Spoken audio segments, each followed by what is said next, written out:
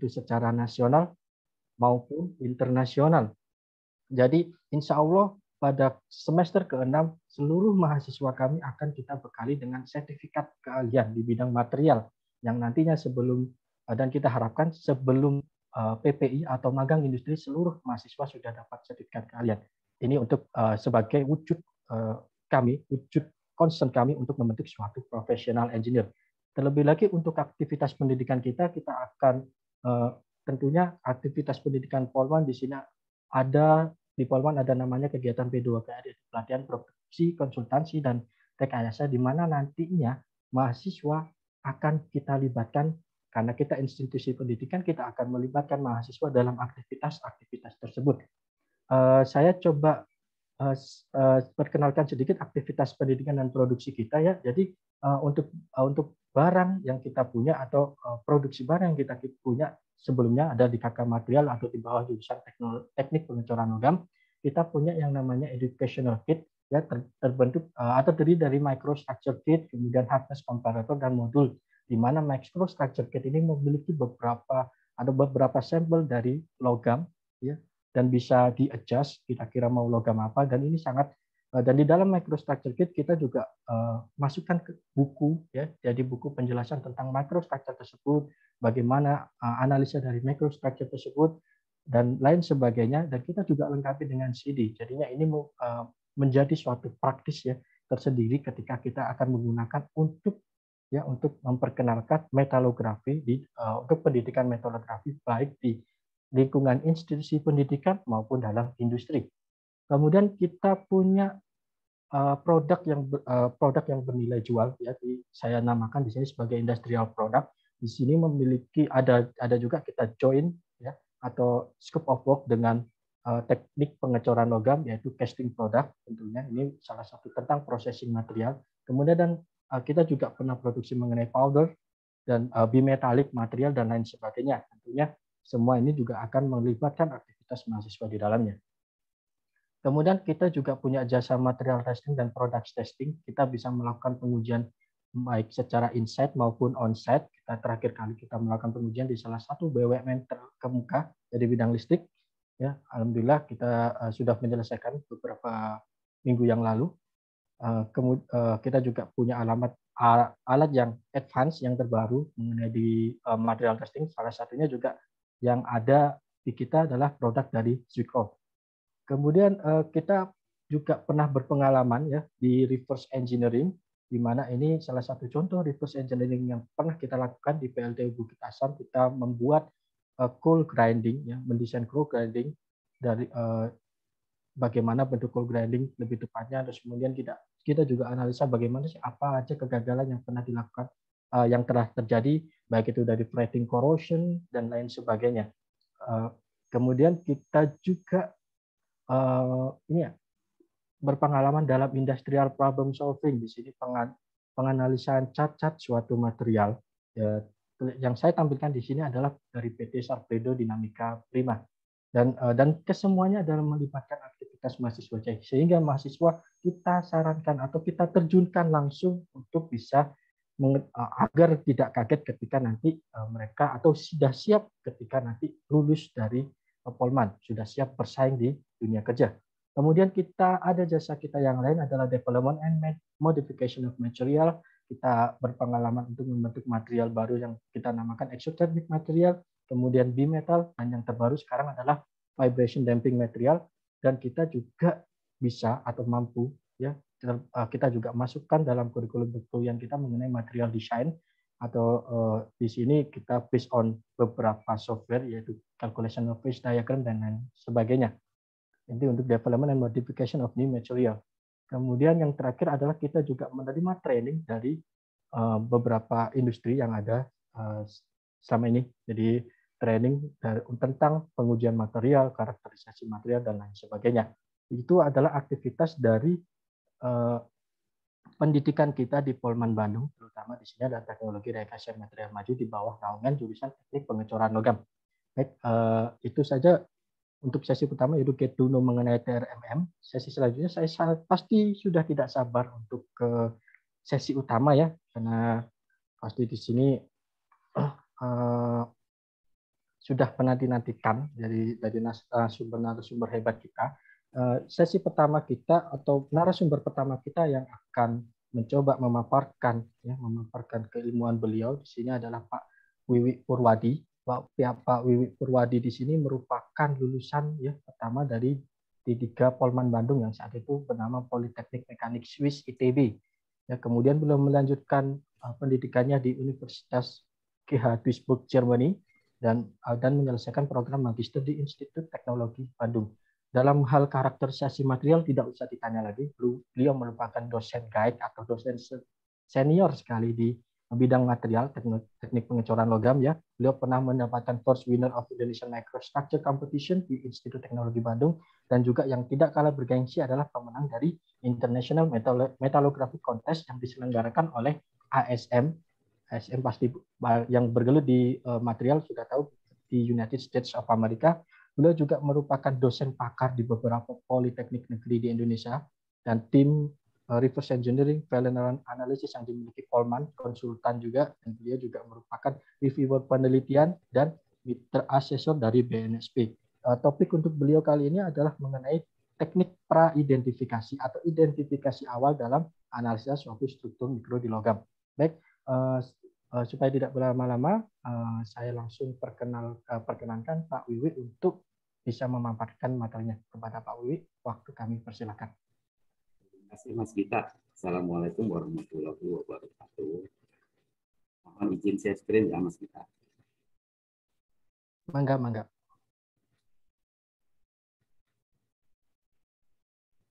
Apakah screen saya sudah tampil? Sudah Pak, sudah. Ya, baik.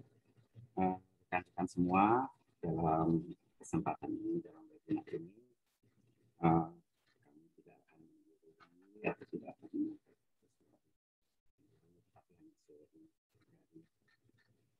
sharing dari ilmu saja, sharing dari pengalaman yang kami dapatkan. Mungkin suara bisa agak lebih dikeraskan Pak Wiwi. Ya, sudah oke? Agak kurang sedikit. Oke.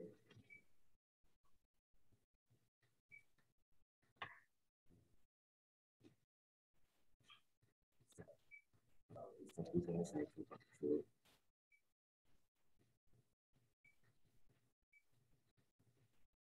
Rekan-rekan semua, kita mulai dengan yang pertama, yaitu analisis struktur mikro. Yang ingin saya sampaikan di sini hanyalah teknik identifikasi awal. Jadi ini bersifat pra-identifikasi yang dilakukan sebelum kita melakukan pengamatan atau observasi mikrostruktur dengan metode mikroskop optik. Bahan-bahan yang didapatkan di sini dirangkum dari beberapa studi literatur maupun pengalaman empiris yang selama ini kami dapatkan. Saya skip yang ini. Nah, rekan-rekan semua, seperti kita lihat di sini, ini karena masih agak pagi ya, jadi saya tampilkan gambar yang menarik. Bagian kiri atas itu ada kerupuk. Yang satu kerupuknya bagus dan yang satu kerupuknya bantar. Kemudian bawahnya adalah bolu, yang satunya bagus, yang satunya bantar. Nah, seperti kedua analogi ini, sifat dari material itu sangat tergantung pada struktur pada bagian dalam. Jadi kalau kita lihat yang bantat, kerupuk bantat ini pasti agak keras. Dengan kerupuk yang berkembang dengan baik. Begitu juga bolu yang bawah. Bolu sebelah kanan yang bantat itu, dia mempunyai tekstur, mempunyai sifat yang lebih keras dibandingkan dengan bolu sebelah kiri. Meskipun kadang materialnya sama, komposisinya sama. Tetapi mungkin karena proses bisa terjadi hal yang berbeda. Dalam logam, sifat satu logam, ini saya gambarkan dengan sebuah diagram yang berisi beberapa kurva. Bisa memperlihatkan perbedaan sifat-sifat material. ada yang mempunyai elongation panjang, ada yang mempunyai pendek. Begitu juga dengan kekuatan. Perbedaan sifat material ini dipengaruhi oleh struktur mikro. Pada bagian tengah atas kita lihat ada struktur mikro yang mempunyai matriks dasar Carlit sama dengan struktur mikro pada bagian tengah bawah. Tetapi pada bagian atas itu ada grafik. Ini yang menyebabkan satu perubahan besar. Sifat material menjadi sangat berbeda karena struktur mikronya juga berbeda. Kalau kita lihat di penampang patahan, sebelah kanan itu bersifat getas, kita bisa lihat. Permukaannya relatif rapat, tidak membentuk kode. Sedangkan pada bagian bawah, gambar tersebut terlihat bahwa ada necking, ada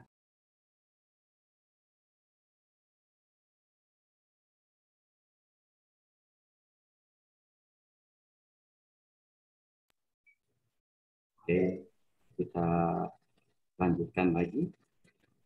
Jadi struktur mikro lah yang berpengaruh. Nah, sekarang pertanyaannya, apa yang mempengaruhi struktur mikro tersebut? Kok bisa berbeda-beda? Mungkin saja yang pertama adalah komposisi kimia materialnya memang berbeda. Kalau kita lihat bolu yang sebelah kiri itu mempunyai kandungan telur yang cukup dibandingkan dengan bolu yang sebelah bawah, sehingga menghasilkan struktur mikro yang berbeda. Kalau kita analogikan dengan itu, maka kita bisa lihat komposisi kimia dari logam akan mempengaruhi struktur mikro. Komposisi kimia yang sebelah kiri itu mempunyai kadar karbon yang besar karena dia masuk dalam high chromium cast ion. Sedangkan yang bagian kiri bawah itu kadar karbonnya rendah, mungkin dengan krom yang sama. Perbedaan keduanya menghasilkan struktur mikro yang berbeda. Kalau kita lihat yang kiri atas itu, dia punya pulau-pulau, yang mana pulau-pulau tersebut adalah karbohidrat. Sehingga secara keseluruhan dia mempunyai kekuatan tinggi. Nah, selain dipengaruhi komposisi kimia, dia juga dipengaruhi oleh proses atau treatment apa yang dialami oleh material tersebut. Analoginya seperti ini. Kerupuk yang sebelah kanan atas itu digoreng dengan dua proses. Proses masukkan dia ke dalam minyak dengan temperatur 70 derajat Celcius sampai terbentuk glasur di permukaan, kemudian diangkat dan dimasukkan ke dalam minyak yang lebih panas sehingga menghasilkan kerupuk yang membentang. Yang bawah, kerupuk yang bangkat itu hanya dilakukan proses satu kali, proses penggorengan dengan satu temperatur saja. Jadi beda proses akan menghasilkan struktur mikro yang berbeda. Nah, analogi dengan kerupuk tersebut, kita lihat apa yang terjadi di material.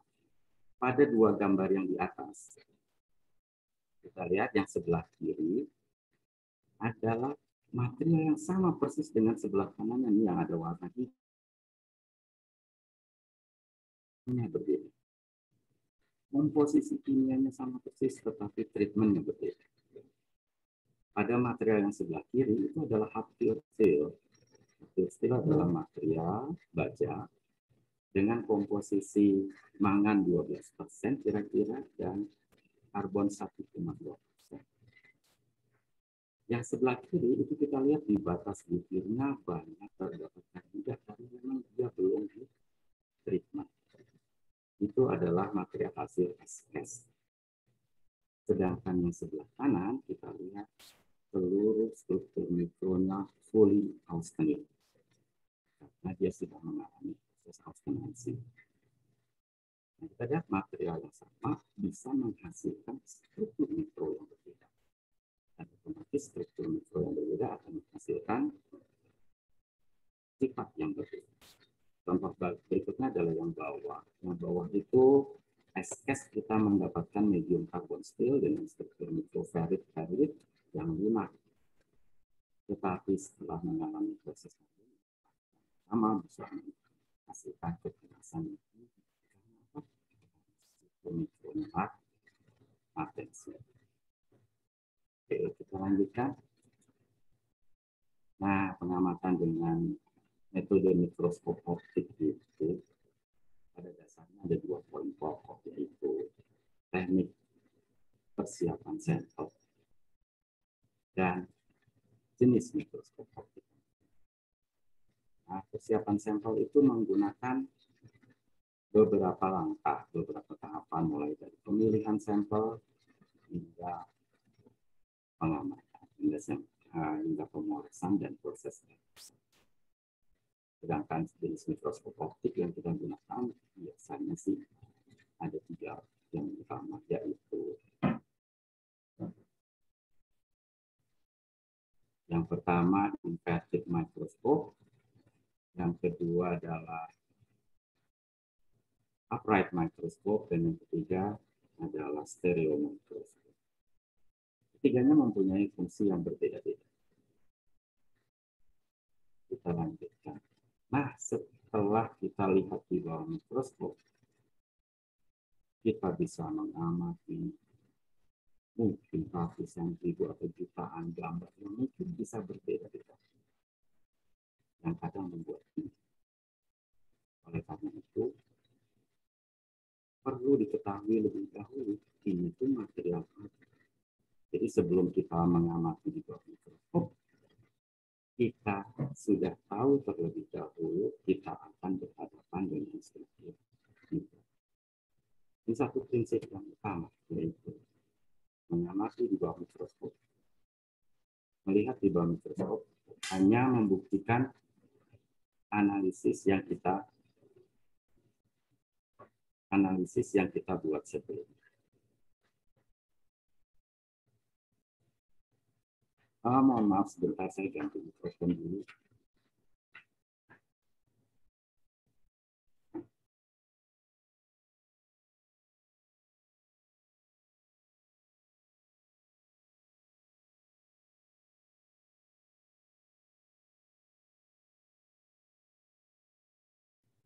Tes, apakah terdengar lebih baik? Baik, kita lanjutkan kembali. Nah, setelah kita melihat di bawah mikroskop itu ada ratusan ribu bahkan jutaan gambar struktur mikro atau makrogram.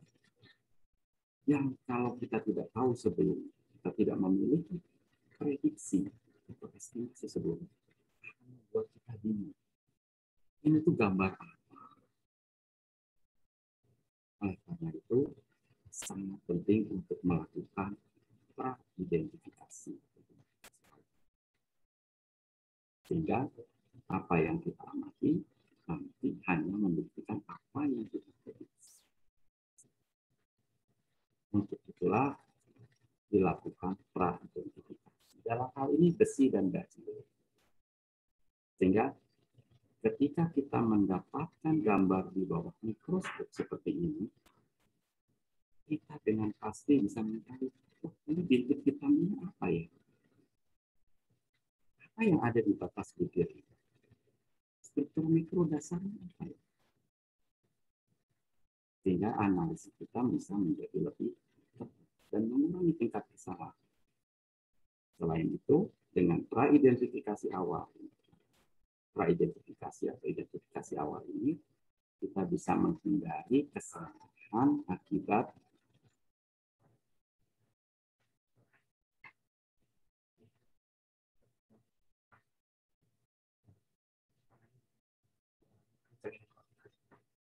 bisa meminimalisir kesalahan pada saat sampel preparation.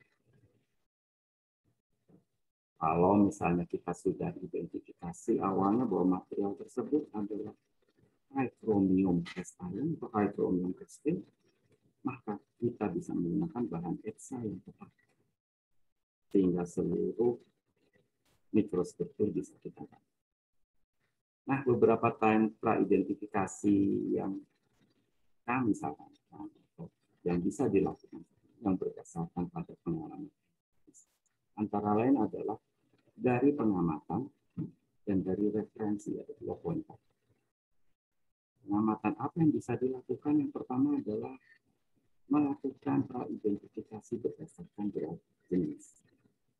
Yang kedua, membedakan warna dari material tersebut. Membedakan refleksi cahaya dan appearance dari material. Dan bisa kita lakukan pengujian sifat akustik, sifat magnetis, patahan, ductility dari material, kekerasan, kemudian kita bisa melihat bentuk material untuk melihat kira-kira proses pembuatannya seperti itu. Sedangkan dari referensi, kalau kita bisa mendapatkan secara sahih informasi tentang asal usul material tersebut, maka kita bisa melakukan evaluasi terlebih dahulu terhadap standar tersebut dan melakukan evaluasi terhadap diagram fase. Nah, karena topik kita hari ini besi dan baja, maka saya ingin menyampaikan pembeda dasarnya. Sederhana saja, yaitu bahwa besi memiliki karbon di atas 2%, sedangkan baja memiliki karbon di bawah. Secara umum, besi itu bisa kita kelompokkan dalam besi stabil dan besi metastabil. Besi stabil adalah besi yang mengandung grafit di dalam. Sedangkan besi metastabil atau sering disebut sebagai white cast iron itu tidak mengandung grafit di dalam. Ini beberapa tipe grafit dan beberapa tipe besi yang mengandung grafit antara lain malleable cast iron, ductile iron, modular ductile iron, dan modular cast iron. Kemudian ada gray iron dan ada compacted graphite iron. Sedangkan pada baja ini pengelompokan jauh lebih banyak. Ada yang mengelompokkan berdasarkan kandungan karbon, sehingga kita dapatkan low carbon steel, medium carbon steel, high carbon steel. Ada yang mengelompokkan berdasarkan sifat, sehingga kita tahu ada heat resistant steel, ada stainless steel, kemudian ada abrasive resistant steel, dan sebagainya. Jadi pengelompokan jauh lebih banyak. Nah, mari kita masuk ke teknik pra-identifikasi yang pertama. Jika kita mendapatkan sampel, maka yang pertama bisa kita lakukan yang paling sederhana adalah mengukur atau menghitung berat jenis. Yang paling simpel lagi adalah dari semuanya, metode yang digunakan adalah metode Archimedes. Karena kita tahu bahwa besi dan baja mempunyai berat jenis yang lebih dari berat jenis air. Maka kita akan yakin bahwa besi dan baja tersebut bisa tenggelam.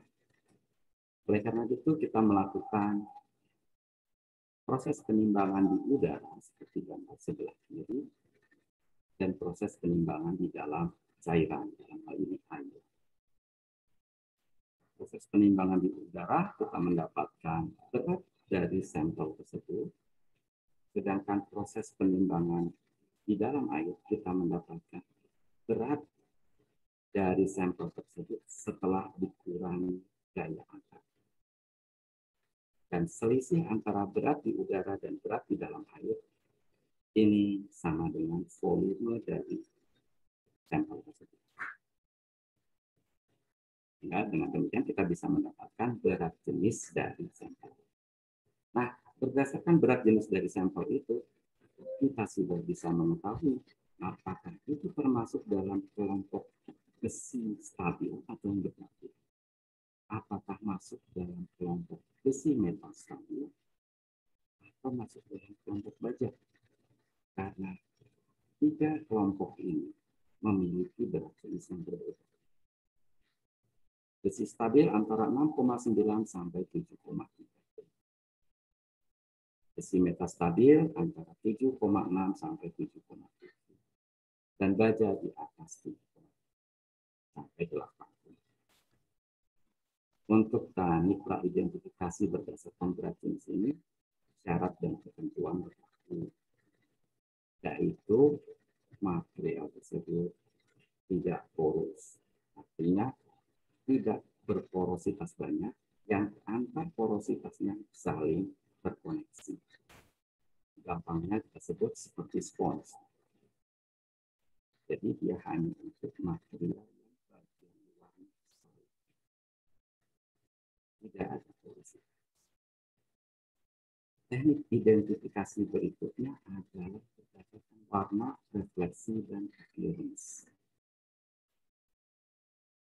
Gambar kiri atas adalah patahan dari sebuah resistor bergrafik. Ketika kita menemukan patahan tersebut, kalau patahan tersebut baru saja dipatahkan, kita bisa usap sebetulnya dengan tangan. Hati-hati, karena mungkin tajam. Kalau pada tangan kita menempel serbuk berwarna hitam, tangan kita berwarna hitam, maka kita bisa pastikan bahwa material tersebut mengandung grafit. Kemudian, selain mengandalkan patahan, kita juga bisa melihat appearance dari material tersebut. Kalau material tersebut kita lihat pada sudut sekitar 45 derajat, dia menampakkan tekstur seperti kulit jeruk, berarti dia adalah resistor yang bertahan. Kemungkinan besar dia resistor bergrafit. Kenapa demikian? Karena grafit pada resistor meninggalkan rongga. Rongga-rongga tersebut merefleksikan cahaya yang tidak mengarah ke mata, sehingga akan tampak lebih redup. Yang kedua adalah berdasarkan warna. Warna yang paling bawah kita lihat adalah karbon steel. Kalau karbon steel tersebut mengalami proses masif, dia akan menampilkan warna hilang. Dia tidak menampilkan warna putih, tapi hanya warna hilang. Jadi permukaannya mengkilap, tapi tidak putih. Sedangkan pada baja yang mengandung krom atau besi yang mengandung krom, permukaannya akan berwarna putih. Mungkin putih dan mengkilap, tapi yang jelas dia akan berwarna putih. Sedangkan pada baja yang mengandung nikel, dia akan menampilkan warna kekuningan. Tidak seperti bahan kuningan, tetapi dia berwarna putih kekuningan, seperti gambar 304. Nah, jadi dengan melihat penampilan dari atau warna atau refleksi cahaya dari masing-masing, kita bisa tahu kira-kira jenis material apa. Oke, kita lanjutkan teknik pra-identifikasi berikutnya. Ini syarat dan ketentuan berlaku, yaitu ukuran bendanya cukup besar lebih dahulu sebelum dibuat sampel. Mengapa demikian? Karena kita akan melakukan proses sedikit pemukulan pada benda. Benda yang dipukul berarti benda tersebut akan mendapatkan energi. Dan energi tersalurkan di dalam material. Kemudian gelombang material tersebut lepas ke udara dalam bentuk gelombang yang longitudinal, dan kita bisa mendengarkan suara.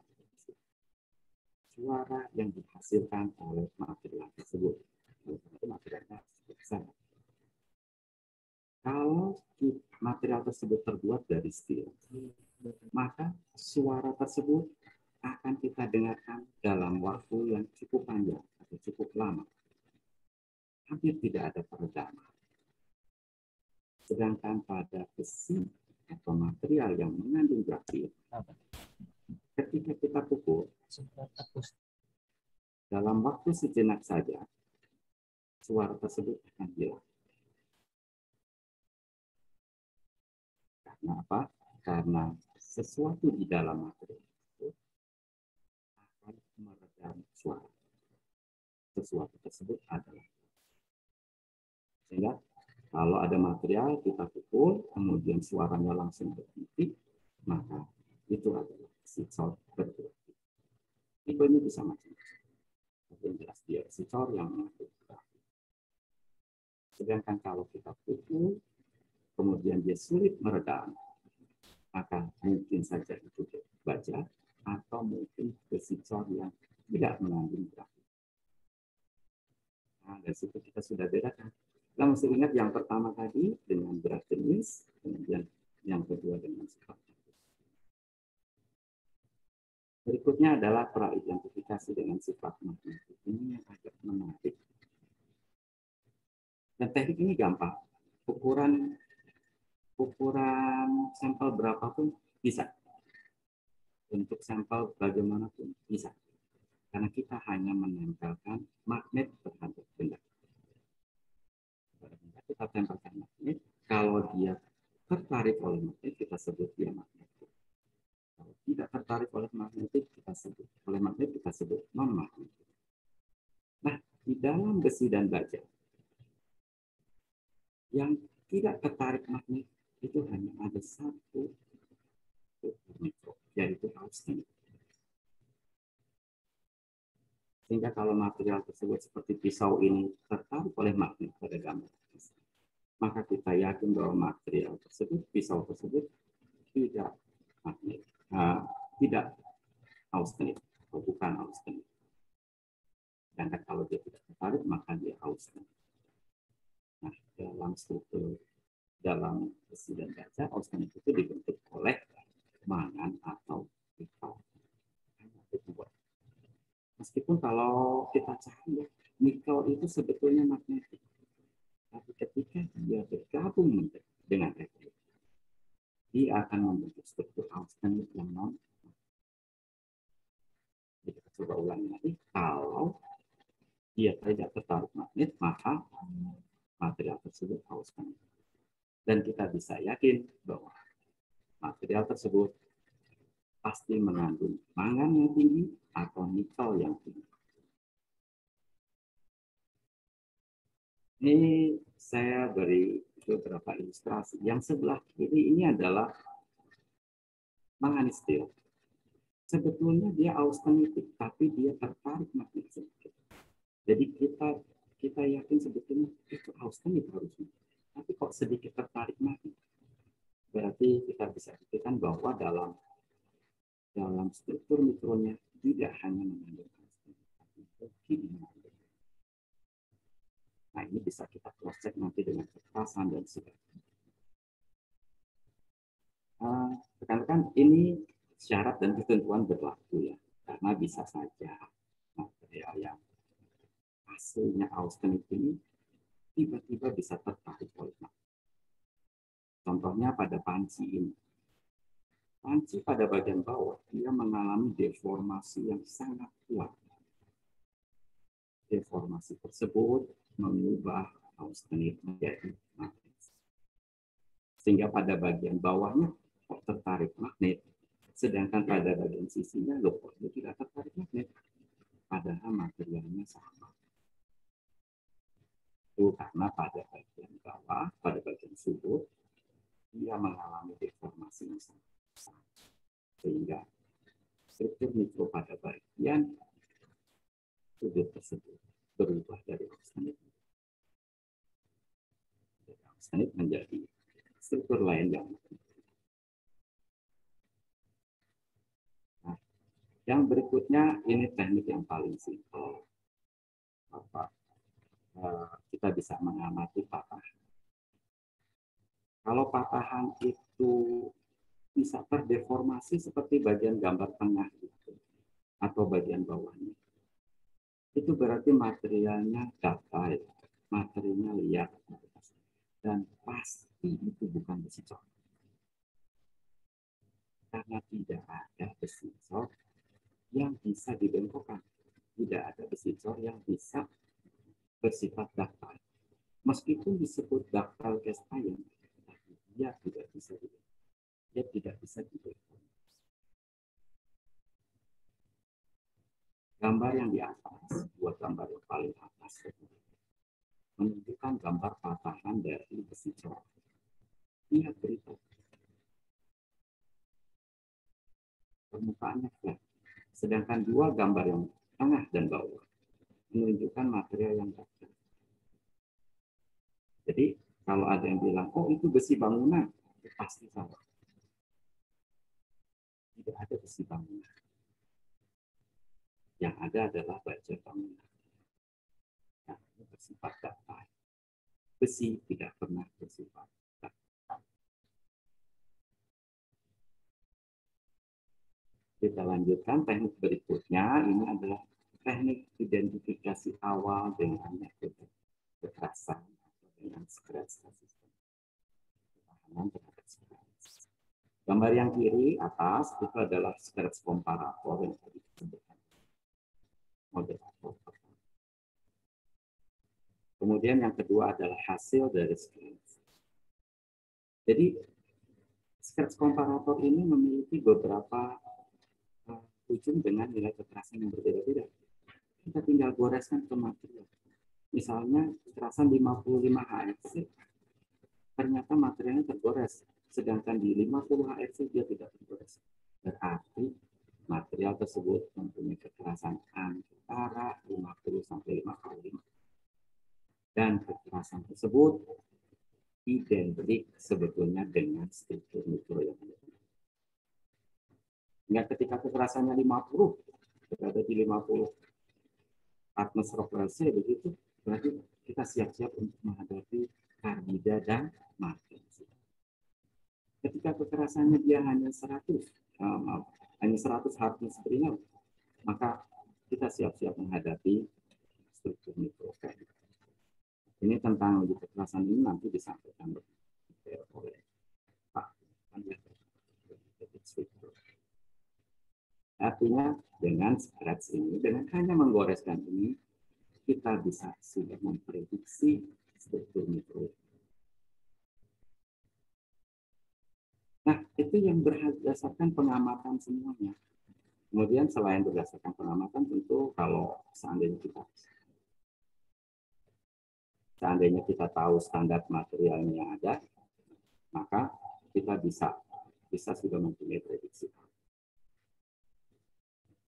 Selain itu, kalau kita punya info tentang material tersebut, kita bisa mencari tahu diagram biner maupun diagram CCT untuk material tersebut, sehingga kita bisa tahu kira-kira struktur mikronya apa nanti. Sebelah kiri ini adalah diagram biner untuk besi karbon atau baja karbon. Sehingga kita bisa tahu apakah kita menghadapi ferit sekian persen, atau ferit sementit, dan sebagainya. Nah, ini kita langsung masuk ke contoh diagnosa. Ketika kita timbang, kita uji ternyata berat ini sampel 8 kg per desimeter kubik, langsung kita punya identifikasi awal bahwa dia adalah baja, bukan besi. Dan ketika kita uji lagi dia magnetik, maka tidak mungkin dia austenit. Maka tinggallah ferit, perlit, magnesit, atau bain. Ketika kita lihat permukaannya putih, sampel tersebut permukaannya putih, berarti dia mengandung kromin. Kalau kita bisa uji ternyata dia tidak meredam suara, berarti otomatis dia tidak meredam. Dan ketika kita pukul, dia terdeformasi plastik, secara plastis, maka yang tinggal adalah ferritik, atau lain. Kenapa magnesit tidak? Magnesit tidak bisa terdeformasi. Austenit bisa terdeformasi plastis. Ya, tapi austenit tidak magnetik.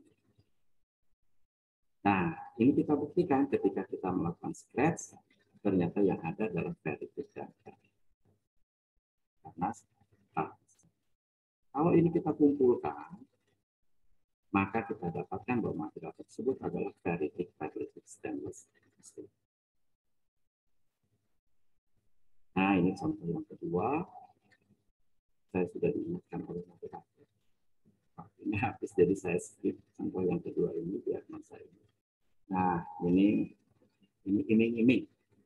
Ini kalau ada webinar berikutnya nanti karena webinar ini series. Topik selanjutnya adalah analisis struktur mikro dengan bagaimana kita membedakan struktur mikro itu berdasarkan morfologi, berdasarkan posisinya di dalam struktur mikro, berdasarkan orientasinya apakah dia random atau reward oriented atau texture seperti ini. Kemudian kita bisa menguji diskontinuitas, apakah dia pack, apakah dia cekungan, atau dia inklusif, dan berdasarkan distribusi. Baik, itulah seluruhnya. Terima kasih, semoga bermanfaat bagi kita semua. Assalamualaikum warahmatullahi wabarakatuh. Waalaikumsalam. Terima kasih Pak Wiwi atas pemaparannya, sungguh menarik sekali. Jadi kebetulan saya juga beliau juga merupakan mentor saya di KK Material ini. Kita juga pernah kerja bareng ya, maksudnya melaksanakan. Saya juga dapat banyak ilmu beliau ketika di lapangan, bagaimana beliau mengidentifikasi hanya dengan melihat. Saya juga cukup kaget waktu itu, kok bisa tahu hanya dengan melihat. Seperti itu. Bahkan 4340 beliau juga tahu sampai struktur secara detail. Ya, ini merupakan suatu ya ilmu yang nggak bisa kita tidak ternilai ya, mungkin ya, harganya sangat banyak sekali ilmu yang bisa kita petik dari beliau. Baik, kami ingatkan sekali lagi untuk para peserta, jika ada pertanyaan silahkan tuliskan di kolom chat. Nanti kita akan coba pilih pertanyaan ya, karena waktu kita cukup terbatas untuk itu sendiri. Untuk materi yang kedua akan disampaikan oleh Pak Gunawan Tri Nugroho ya, dari yang merupakan juga Chief Representative Officer dari Zwickroll WTE Ltd. Pak Gunawan sendiri ini lulus ya atau lahir di Magelang, dan beliau menyelesaikan pendidikan di Universitas Indonesia ya dengan jurusan Magister Metalurgi dan Material. Dan untuk pengalaman profesional kita tidak perlu tanyakan lagi. Beliau sangat aktif di bidang material. Beliau pernah mengenyam ya, experience di Toyota Motor Manufacturing Indonesia selama 8 tahun. Kemudian selanjutnya beliau berpindah ke General Motor Indonesia Manufacturing selama 3 tahun hingga sekarang. Dan sekarang beliau menjadi Chief Representative Officer di Zwickroll PTE Ltd ya sampai sekarang. Jadi untuk pengalaman di pengujian material dan yang lain sebagainya mungkin beliau sudah cukup sangat mumpuni, sangat banyak sekali ilmunya. Jadi baik, supaya tidak berlama-lama, Pak Gunawan Tri Nugroho kami persilahkan. Oke, terima kasih Pak Gita. Assalamualaikum warahmatullahi wabarakatuh, Bapak Ibu sekalian. Coba saya share screen dulu.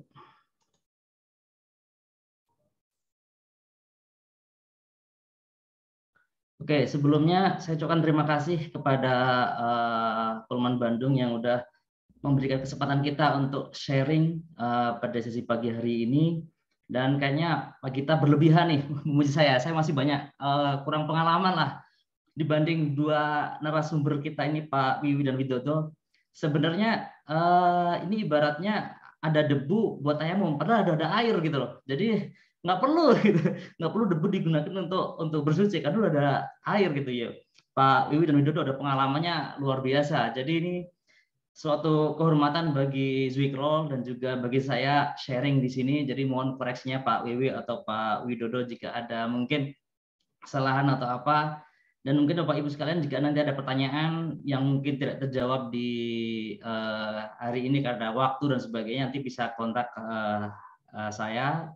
Jadi waktu saya berapa Pak Gita? 30 menit atau 20? Sekitar 20 sampai 30 menit. Oke, 20 menit. Coba saya akan percepat. Jadi saya akan sharing terkait dengan teori dan basic application pada hardware testing. Jadi sebenarnya melanjutkan dari Pak Wiwi tadi cukup menarik sekali. Jadi sekalian ingat zaman kuliah dulu ya, yang mungkin dulu saya blank gitu. Sekarang kayak agak tercerahkan dengan dirinya Pak Wiwi memberikan materi.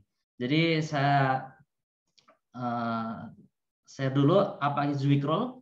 Jadi Zwickroll ini kita manufacturing di Jerman.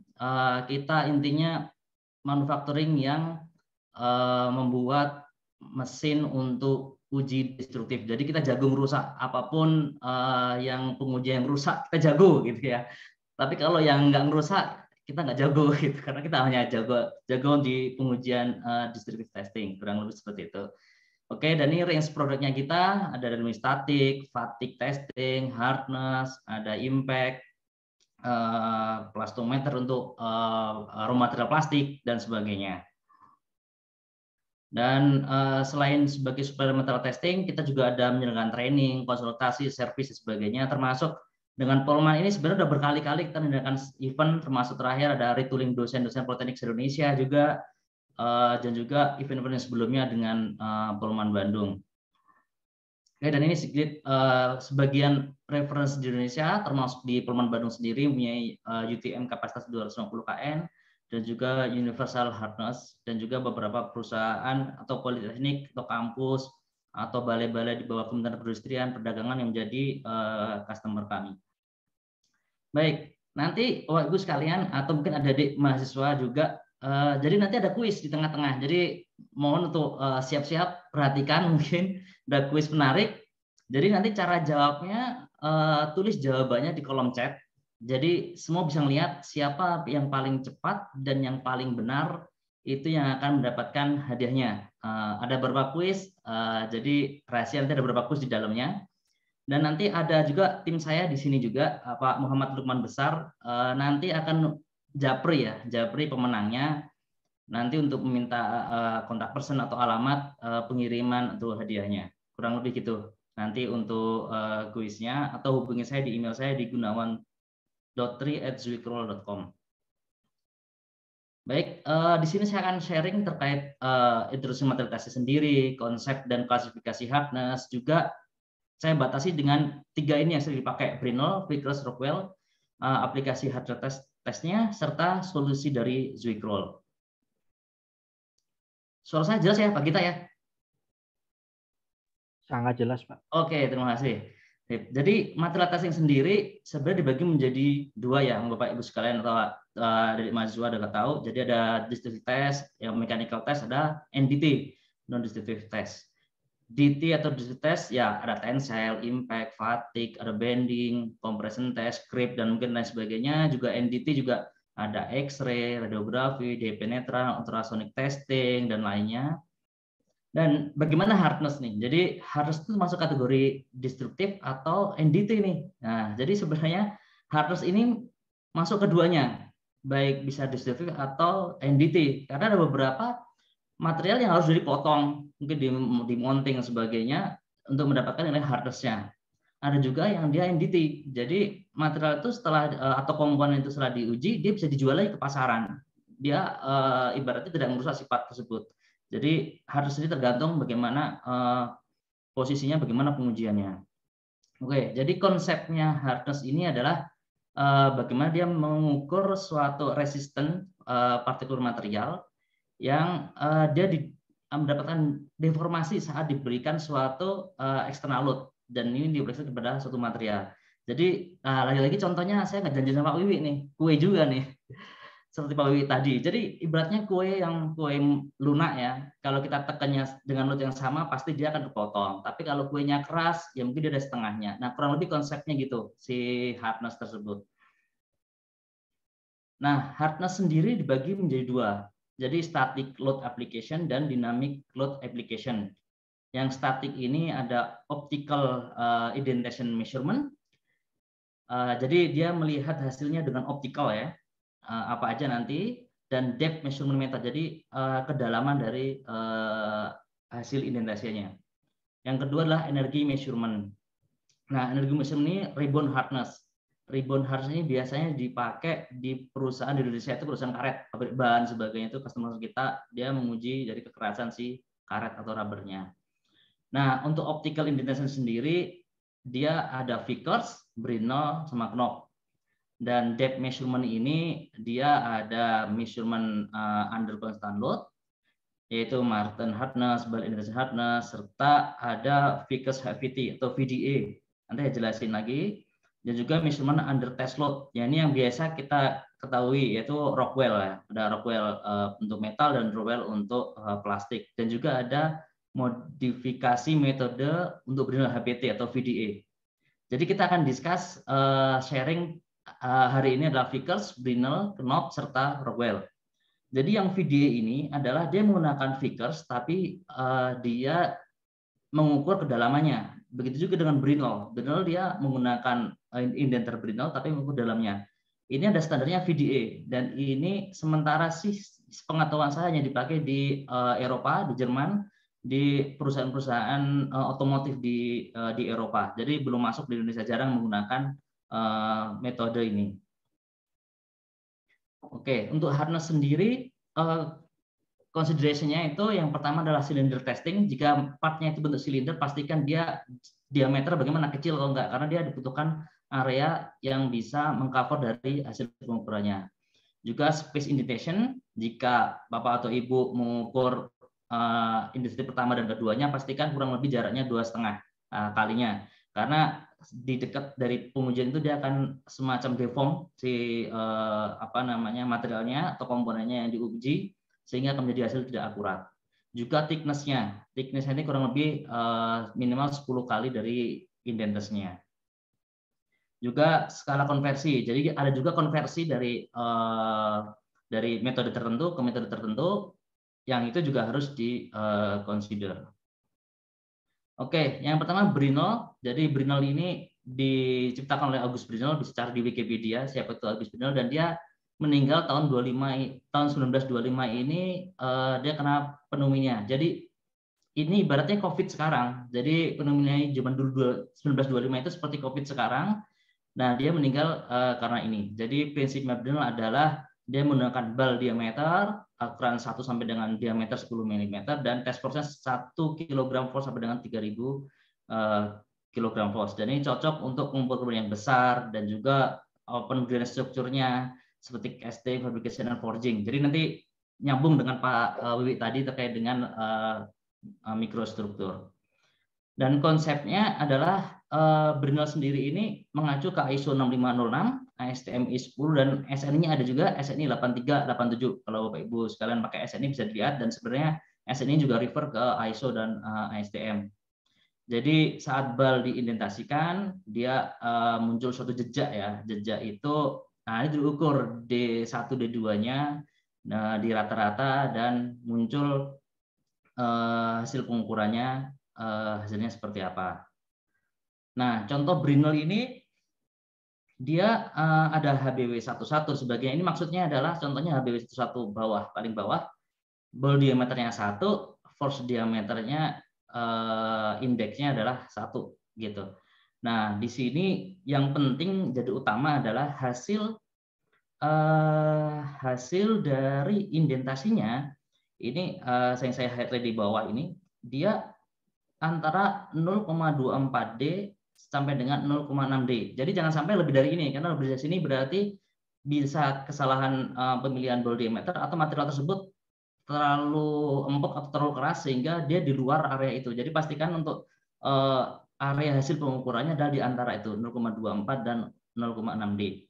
Dan di standar juga sudah disebutkan ya rekomendasi force diameter untuk masing-masing material. Contohnya steel, nikel, alloy, titanium, dia force-nya berapa? 30. Untuk casting cast iron, dia menggunakan 10 dan 30, dan dia ada tambahan lagi nih rekomendasi. Itu di bal diameter yang digunakan adalah 2,5 mm, 5 mm, atau 10 mm.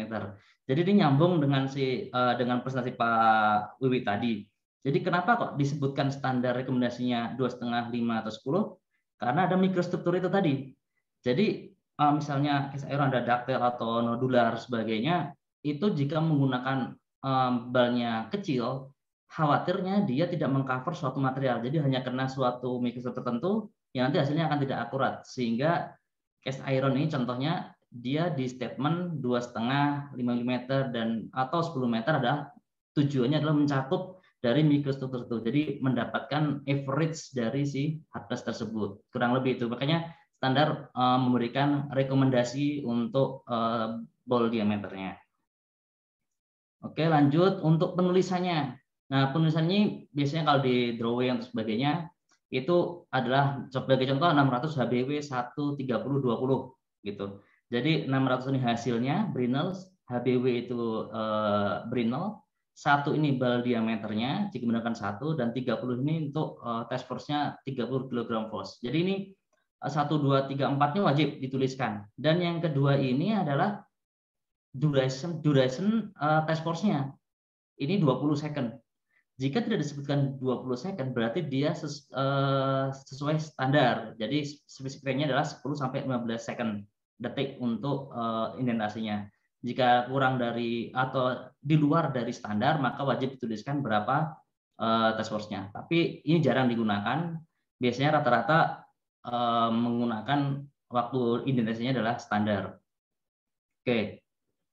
Brinell ini keuntungannya adalah cocok untuk inhomogeneous material karena jadi disebutkan large indentation ya, dan juga cocok untuk material atau part yang belum finish, masih belum good finish product ya, seperti casting, forging dan sebagainya, hot roll, dan juga simple atau robust indenter. Jadi misalnya banyak saya dulu di otomotif casting engine block dan sebagainya, dia langsung pakai Brinell, nggak diapain, langsung dihajar aja, dia keluar hasilnya. Karena dia pengen tahu roughly-nya berapa sih, kurang lebih itu. Jadi lebih mudah.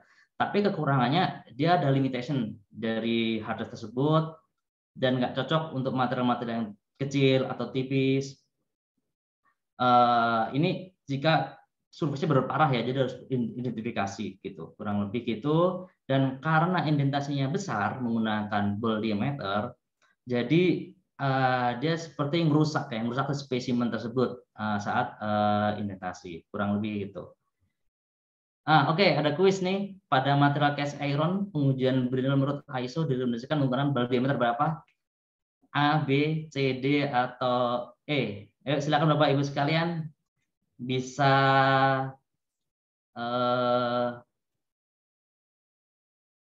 dijawab di kolom chat.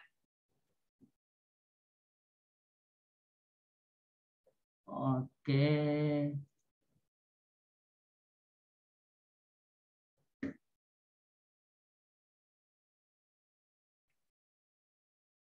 Sebentar.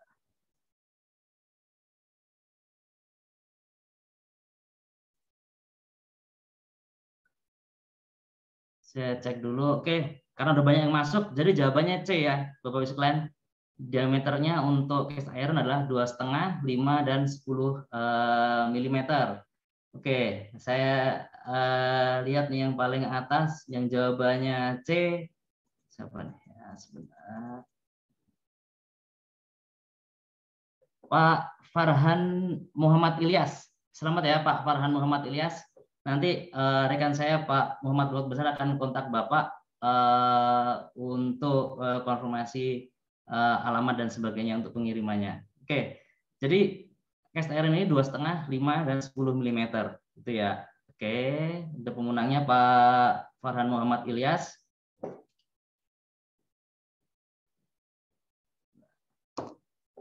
Oke, lanjut. Vickers. Nah, Vickers ini di-develop tahun 1921. Itu Vickers diambil dari nama perusahaannya, Vickers Ltd. Dia ada micro hardness, low load Vickers, dan Vickers ini tergantung dari force-nya. Dan ini sebenarnya konsepnya sama dengan kayak Brinell, hanya dia mengganti indenternya menggunakan piramid diamond, kurang lebih itu. Nah, ini kurang lebih merumusnya ya, tapi sebenarnya sekarang nggak perlu tahu rumus, langsung diindentasi hasilnya. Untuk mesin-mesin terbaru ada langsung keluar hasilnya, tapi mungkin ada mesin-mesin yang lama masih ngukur ya, jadi diketahuin D1-nya berapa, D2-nya berapa. Nah, ini apa namanya formulanya, kurang lebih seperti itu. Dan untuk Vickers ini indentasi diagonalnya ini antara ya 0,02 mm sampai dengan 1,4 mm gitu. Terus ini terkait dengan tabelnya, hardness test, mungkin Bapak Ibu sudah tahu atau mungkin buka standar untuk mempercepat waktu, dan juga penulisan. Nah, penulisan ini sama kayak tadi Brinol, dia harus tuliskan 230 HP 10 atau 20 lagi, ini adalah duration dalam waktu detik, dan biasanya jarang dituliskan kalau dia memang tidak keluar dari pakem atau standarnya untuk waktunya. Jadi cukup 230 HP 10. Jadi ini untuk mengetahui hardness itu nilainya 230 menggunakan Vickers, dan dia load-nya adalah 10. Dengan gitu orang akan tahu, atau mungkin saat pengujian ulang sebagainya menggunakan metode yang sama. Keunggulan dari Vickers ini bisa dibilang nggak ada limit untuk spesimen hardness-nya. Untuk pengujian yang sheet metal atau spesimennya kecil dan sebagainya tidak masalah. Yang penting jangan sampai dia gerak. Jadi kalau misalnya partnya kecil mungkin bisa dimonting dulu. Yang tadi gambarnya Pak Wiwi, jadi dimonting dulu, di polishing, sekaligus mengetahui mikrostruktur, sekaligus bisa dilakukan pengujian Vickers. Nah, kekurangannya adalah dia perlu surface quality-nya bagus, jadi harus mulus, bagus gitu ya. Jadi yang kedua ini membutuhkan waktu yang lama untuk mengukur diagonal length. Sebenarnya itu apabila manual, tapi kalau sekarang udah otomatis nanti saya jelaskan di terakhir, itu udah cepat sekali pengujiannya karena dia udah full automatic sekarang, itu bisa jalan dengan otomatis. Dan operator influence ini juga berpengaruh jika dia masih manual, karena antara orang satu dan orang dua untuk menentukan area penjejakannya itu pasti akan beda-beda. Nah, ini bisa diatasi dengan repeatability-nya pengukuran menggunakan software yang otomatis. Oke, kemudian yang berikutnya adalah knob. Knob ini menggunakan ISO 4545 atau STM 384. Nah, saya belum nemuin di SN itu knob tuh SN berapa? Saya belum nemuin, dan mungkin belum ada karena saya sendiri jarang nemuin atau belum pernah nemuin di Indonesia menggunakan knob. Karena knob ini prinsipnya hampir sama kayak Vickers, hanya saja dia membedakannya di bentuk dari diamondnya. Jadi dia diamondnya lebih gepeng ya, lebih gepeng kurang lebih itu. Tapi sebenarnya Vickers knob ini lebih menguntungkan dibanding Vickers karena dia dengan tipis dibandingkan dengan Vickers ya, knob dan Vickers, dia bisa mendapatkan penjejakan lebih banyak. Kalau misalnya untuk depth hardness atau nanti buat depth hardness misalnya ada induction hardening, ada treatment dan sebagainya di surface. Nah, ini sebenarnya menguntungkan. Dan juga knob ini biasa digunakan untuk keramik karena dia dengan bentuknya yang pipih lonjong itu membuat keramik itu lebih tidak pecah untuk diukur keramik. Ini salah satunya yang pakai knob itu di custom kita di LIPI Lampung, dia menggunakan salah satunya knob, dan dia setelah pengujian knob di keramik dia pasti ada semacam rambut atau apanya yang retaknya dikit. Nah, itu sebenarnya diukur nggak cuma dari hasil penjejakan, tapi juga dari hasil semacam rambatan rambut crack-nya itu di ujungnya, kurang lebih itu. Kemudian Rockwell ini ditemukan oleh dua orang kakak beradik ya ini, Hugh Rockwell dan Stanley Rockwell, dan ini merupakan salah satu yang common di Indonesia juga, Rockwell untuk material baja dan sebagainya, termasuk sampai plastik. Dia menggunakan diamond cone sama seperti hampir kayak Vickers, dan juga ball indenter. Jadi prinsip dari Rockwell ini tadi sebenarnya disinggung oleh Pak Wiwi, tadi ada gambarnya. Jadi menurut ISO 6508, jadi dia diberikan beban pertama F0 yang kita sebut sebagai preliminary force atau F0, dia masuk ke dalam. Nah, setelah itu diberikan beban lagi additional task force, jadi kan turun. Nah, ini di nomor 2 gitu. Nomor 2 ini sampai ke dalam ya. Terus kemudian si F1 ini dilepas tapi tetap pertahankan F0. Jadi karena si materialnya ada efek elastic recovery-nya, dia akan kembali lagi. Nah, saat kembali lagi inilah ini yang disebut dengan dari 3 ini balik lagi ke arah 4. Nah, 4 inilah yang disebut sebagai depth yang dihitung sebagai hasil dari Rockwell tersebut.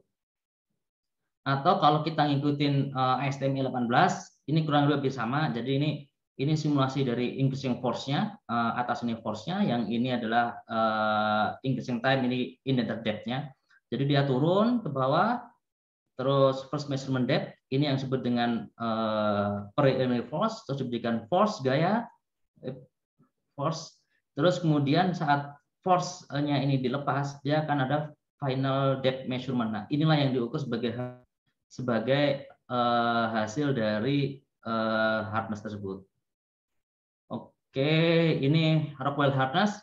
Jadi ada HRA, HRB, HC dan sebagainya. Ini udah ditentukan ya, diamondnya berapa, ballnya ukurannya berapa, preliminary force-nya berapa, additional test force-nya berapa, ini udah ada semuanya. Jadi tinggal pakai, pastikan aja nanti kecocokan dari suatu material menggunakan tipe apa, HRC, HRB dan sebagainya.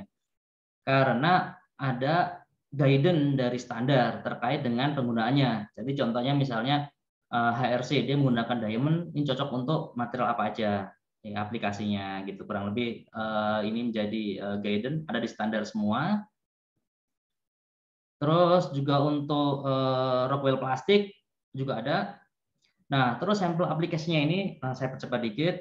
Nah, ini contohnya tadi mengacu kepada mikrostruktur tadi. Jadi apabila strukturnya itu ada grain tertentu dan kita salah milih indentasinya, misalnya micro indentation ya. Ini contohnya misalnya apa perlit misalnya atau apa. Nah, di sini dia kan hasil menjejakannya di area sini, pastinya ya hasilnya akan harusnya tinggi, padahal itu akan jadi salah gitu. Atau macro indentation di sini bisa kita lihat nih, misalnya dia perlit yang very perlit nih hasilnya. Di sini hasil penjejakannya dia akan penyok nih, penyok.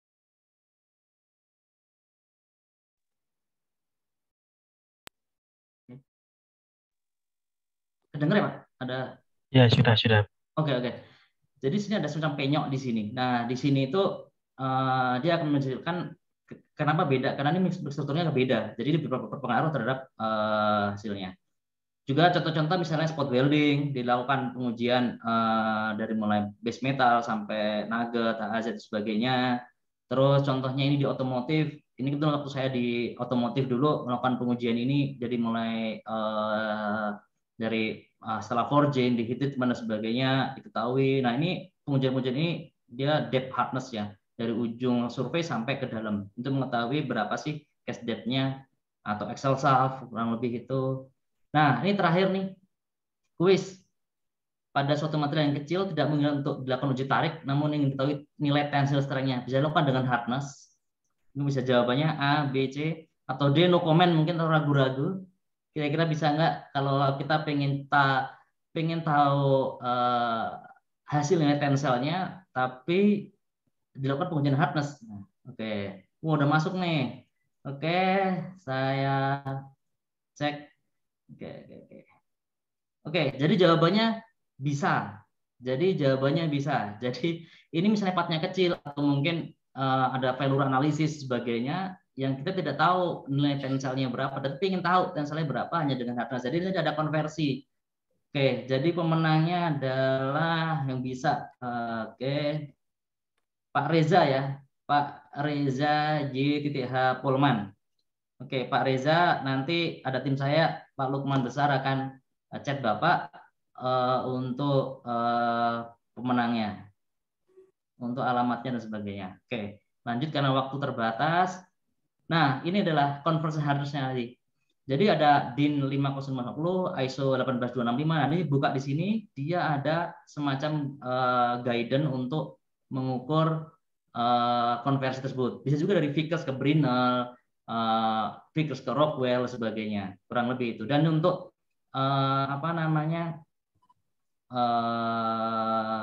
untuk tensel ini ada suatu rumus tersendiri, jadi ada semacam faktornya, kurang lebih ini. Dan akan tetapi hasil tensel tersebut ini tidak berdasarkan ISO 6892 metode A. Jadi ada metode A, metode B di ISO 6892 standar untuk uji tarik. Jadi menggunakan closed loop control. Ini closed loop control rate. Jadi ini akan jadi beda hasilnya ya. Jadi pastikan ini hanya sekedar pendekatan atau enggak lihat masuk ke standarnya. Di sini ada guidance-nya nih. ada Vickers berapa, kalau Crowell berapa, arahnya kemana. Itu ada konversinya. Dan jangan lupa ditulis juga hasil penilaian itu adalah konversi menggunakan tabel ISO 18265 itu 415 MPa, kurang lebih seperti itu. Menggunakan tabel A1 ini originnya dari Brinell. Nah, ini yang jadi perhatian jika ingin melakukan konversi harus di report atau laporannya konversinya. Oke, solusi dari Zucroll kita punya range dari mulai nano indentar sampai yang gede. Terus ini yang Coleman yang punya ZH250 di Universal Harness.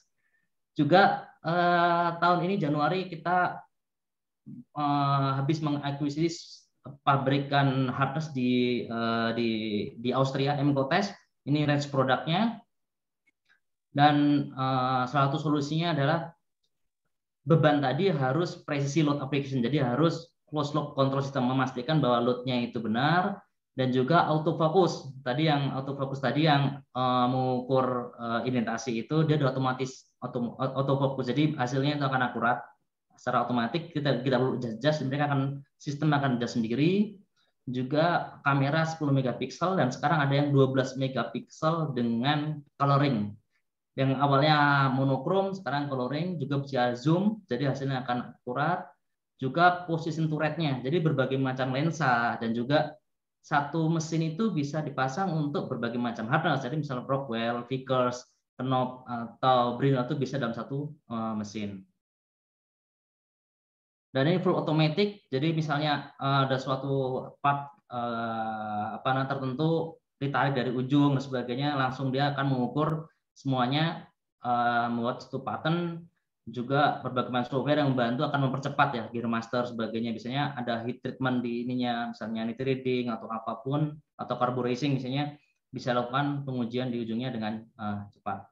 Kurang lebih itu dari saya. Mohon maaf Pak, kita kalau terlanjur molor nih. Tidak apa-apa Pak, terlalu asik materinya. Waduh, mohon maaf kalau cepatan, nanti bisa sharing diskusi lagi kalau ada waktu di sini, atau mungkin silakan kontak saya untuk sharing-sharing, boleh, nggak masalah. Silakan Pak, saya kembalikan lagi ke Bapak. Baik, terima kasih Pak Gunawan Nugroho dari Zucroll ya, selaku CRO atau Chief Representative Officer yang telah memaparkan materi mengenai harness. Jadi saya clear ini sekarang. Kira-kira nanti mau pilih harness apa, metode harness yang mana untuk pengujian logam. Sebelumnya kan mungkin kita agak bingung bagaimana pemilihan suatu metode pengujian yang baik. Ya, ini menjadi clear setelah dijelaskan oleh Pak Gunawan Tri. Semoga bermanfaat. Amin, amin. Insya Allah bermanfaat Pak. Ya, last but not least, ini adalah yang presenter atau narasumber kita yang ketiga, yaitu Pak Rudi Widodo, SDMA, dan beliau merupakan lulusan ya dari maintenance mekanik PMS ITB dan melanjutkan ke teknik mesin ITB juga dan magisternya beliau lulusan dari UGM, dan tidak lupa beliau juga lulusan dari IHK Foundry Master Germany. Secara academic activity beliau merupakan dosen senior dan praktisi senior di teknik pengecoran logam, dan aktivitas beliau yang lain adalah sebagai chairman Himpunan Ahli Pengecoran Logam Indonesia atau HAPLI. Siapa yang tidak kenal beliau di dunia pengecoran pasti semuanya akan semua kenal dari beliau. Dan beliau juga merupakan foundry consultant dan juga sering memecahkan masalah atau problem solving di industri. Baik, untuk mempersingkat waktu atau menghemat waktu kepada Pak Widodo, Pak Wid, ya, kami persilahkan. Oke, Assalamualaikum warahmatullahi wabarakatuh. Waalaikumsalam. Terima kasih Mas Gita.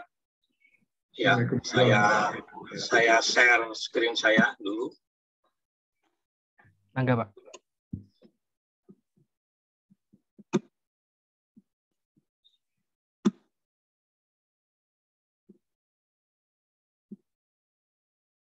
Sudah kelihatan ya?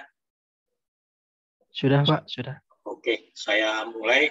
Apa yang akan saya sampaikan hari ini adalah tentang identifikasi struktur mikro pada proses pengecoran logam. Ya, saya ralat sedikit Mas Gita, di depan nama saya itu bukan Rudi, itu hadiah dari orang tua saya. Sebetulnya itu Raden. Cuma karena Raden itu saya singkat. Punten Pak, saya tidak tahu. Makanya saya ralat. Ini tadi udah Anda sebutkan kurikulum vitae saya. Saya sengaja tunjukkan foto di sini supaya beberapa orang yang dulu pernah mengenal saya masih ingat, oh iya Pak Widodo itu seperti itu ya, gitu ya. Saya masih mirip-mirip seperti itu walaupun sekarang sudah lebih tua. Nah, apa yang akan saya bahas hari ini adalah tentang bagaimana memahami terbentuknya struktur mikro logam serta pentingnya identifikasi struktur mikro pada proses pengecoran logam. Tadi Pak Wiwi sudah membahas ya tentang praidentifikasi dan seterusnya. Dari Swikro tadi juga alatnya sudah untuk kekerasan. Cuma bagaimana kok struktur mikro itu kok jadi seperti itu? Logam itu kok jadi seperti itu? Tidak terbayangkan oleh kita sebelumnya ya, bahwa logam itu ternyata kalau dilihat struktur kecilnya, itu tidak semulus apa yang kita lihat. Nanti kita akan bicara tentang apa itu struktur mikro, lalu bagaimana terbentuknya struktur mikro itu, bagaimana pertumbuhan butiran-butiran itu, sehingga nanti terjadi struktur mikro, lalu kita coba sedikit menjelaskan tentang analisis pembekuan. Saya ambil contoh di sini paduan aluminium silikon, karena dia paduan eutektik yang lebih mudah dijelaskan. Lalu ada struktur mikro pada produk cor, itu seperti apa, dan kesimpulannya nanti seperti apa. Mudah-mudahan dalam waktu setengah jam ini tersampaikan semua. Apa itu struktur mikro? Mengapa kok begitu penting ya buat pengecoran logam? Ya.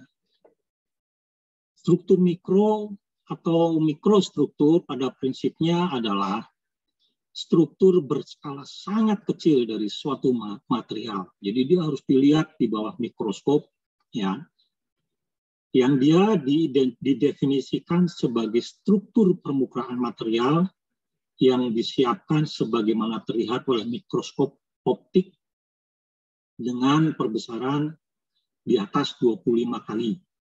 Jadi kalau di bawah 25 kali itu masih disebut struktur makro. Tapi kalau perbesarannya sudah 25 kali, itu orang menyebut dia dengan struktur mikro. Biasanya perbesaran itu selain 25, 50, 100, 500, 1000, 2000, dan seterusnya, pakai mikroskop elektron yang bisa melihat lebih kecil lagi. Itulah struktur mikro. Jadi dia adalah betul-betul struktur terkecil, ya, atau dari sebuah permukaan, ya, permukaan yang terlihat oleh mikroskop tadi itu. Itulah struktur mikro. Ya. Dan setiap logam, seperti tadi Pak Wiwi sampaikan, mempunyai struktur mikro yang berbeda-beda, yang dia bisa dikenali logam apa itu berdasarkan struktur mikro ini. Jadi begitu penting struktur mikro ini dalam karakterisasi logam sebenarnya. Ini ada contoh gambar yang tadi juga sudah Pak Wiwi sedikit sampaikan. Yang sebelah kiri itu besi cor lamelar, ini ada grafitnya, ini yang hitam-hitam ini grafit, dan ini adalah perlit. Sedangkan yang sebelah kanan ini adalah besi cor nodular atau spheroidal grafit iron, yang struktur grafitnya bulat. Kalau ini adalah grafit yang bentuknya bulat. Kemudian yang hitam-hitam ini adalah perlit, dan sekitarnya ini adalah perit. Ini adalah besi cor nodular. Ya, sama dia perlit, juga ada grafit, tapi karena grafitnya bentuknya berbeda, maka dia mempunyai karakteristik mekanik yang sangat berbeda. Ya, sangat berbeda, dan itu harus diidentifikasi untuk bisa membedakan karakteristiknya. Ini adalah paduan aluminium silikon 12 yang sebelah kiri ini. Ya. Bagus bentuknya seperti batik yang saya punya, saya beli dari Solo seperti ini.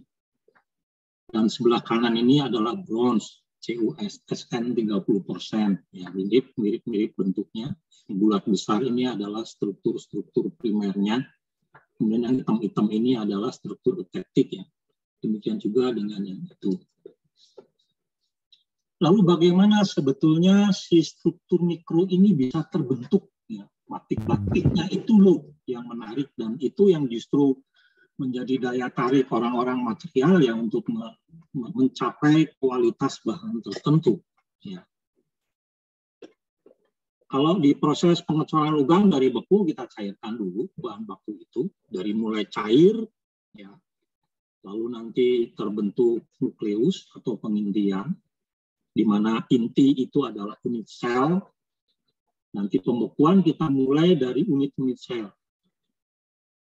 Lalu proses solidifikasi, di mana pertumbuhan unit-unit sel ini sebagai butiran struktur di antara sisa-sisa cairan. Jadi dari cair lalu terbentuk unit-unit sel, padatan-padatan unit-unit sel itu yang saling berkembang sehingga lama-lama cairannya habis, sehingga seluruhnya nanti menjadi solid.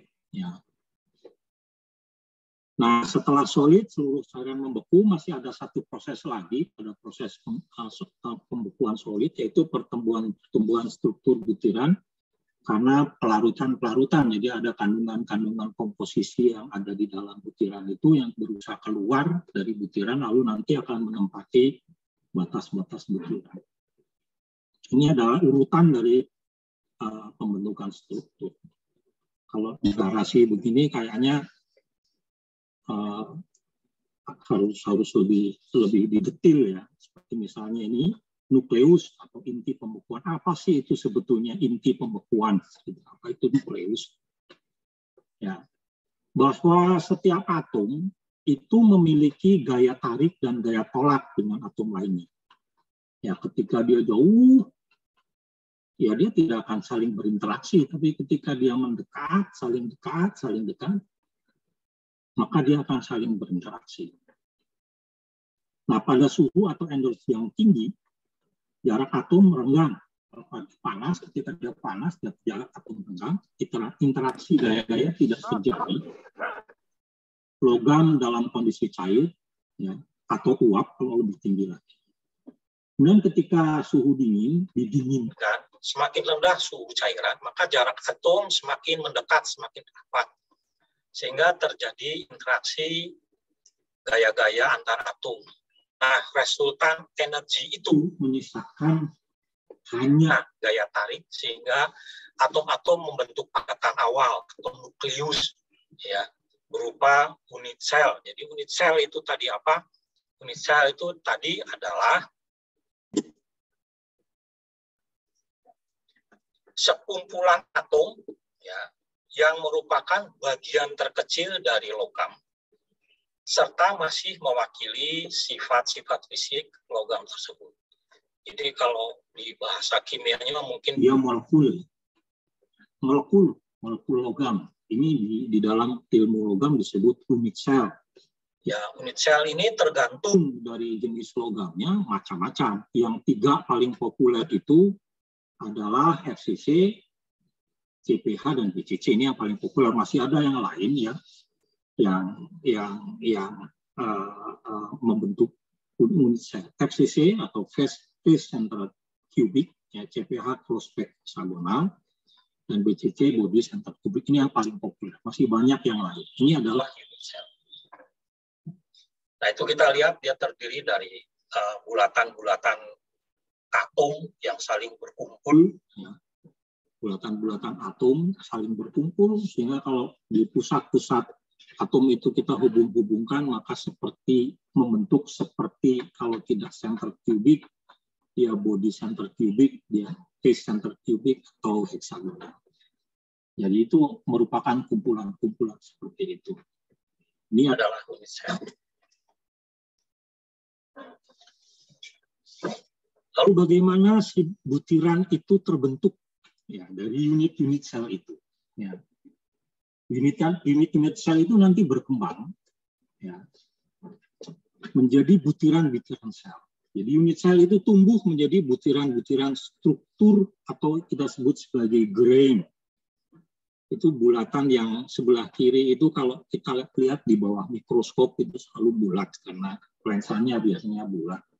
Lalu terlihat di situ ada pulau-pulau. Nah, itu adalah butiran struktur. Dan kalau saya perbesar, butiran struktur itu di gambar sebelahnya itu merupakan kumpulan dari unit-unit sel. Ya, jadi butiran struktur itu sendiri adalah sekumpulan unit sel yang memiliki orientasi pertumbuhan yang sama. Ya, kita lihat di situ ada beberapa butiran yang masing-masing orientasi pertumbuhannya beda-beda. Ya. Nah, jadi salah satu yang membentuk itu adalah yang terbentuk adalah butiran.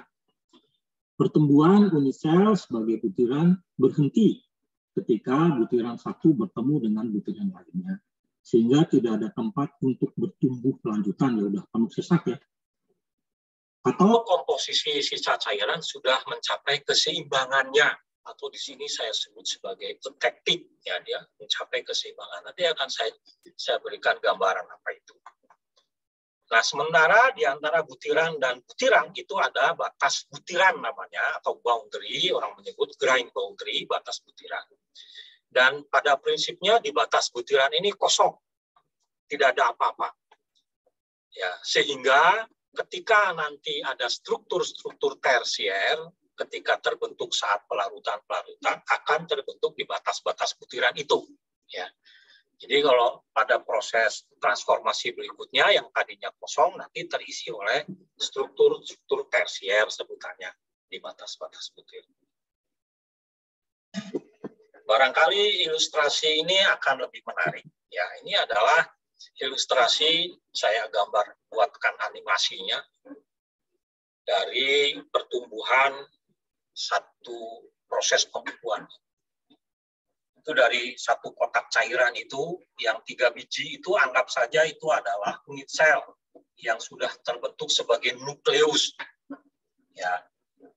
Nah, pada proses pendinginan berikutnya, nukleus ini akan berkembang. Ya, terbentuk unit-unit sel baru yang terus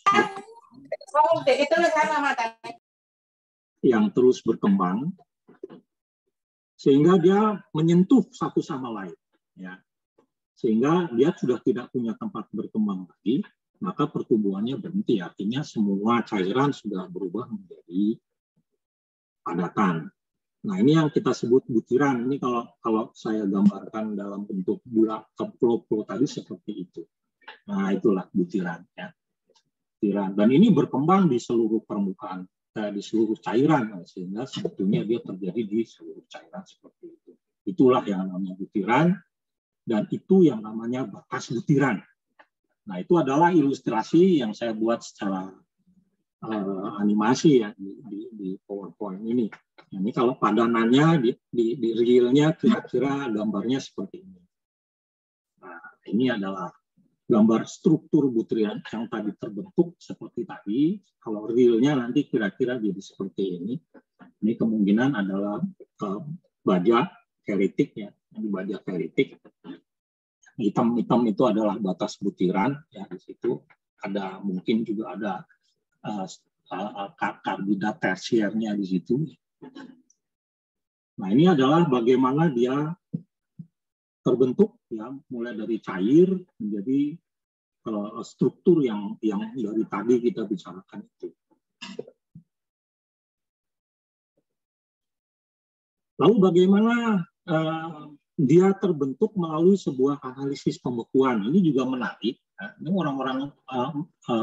orang-orang material harus menguasai ini, karena berdasarkan analisis pembekuan ini dia bisa memprediksi sebetulnya struktur apa yang nanti terbentuk ya dari sebuah paduan biner, ya biner yang paling mudah, karena kalau kita sudah bicara paduan yang tersier lebih susah lagi. Ini saya mengambil contoh dari suatu paduan biner. Jadi analisis pembekuan adalah suatu analisis untuk memprediksi struktur yang terbentuk dari suatu bahan paduan biner berdasarkan diagram fasa dan diagram analisa termal. Diagram fasa bisa Anda temukan di berbagai literatur ya, di berbagai referensi. Dari situ harus Anda ubah menjadi diagram analisa termal. Ya.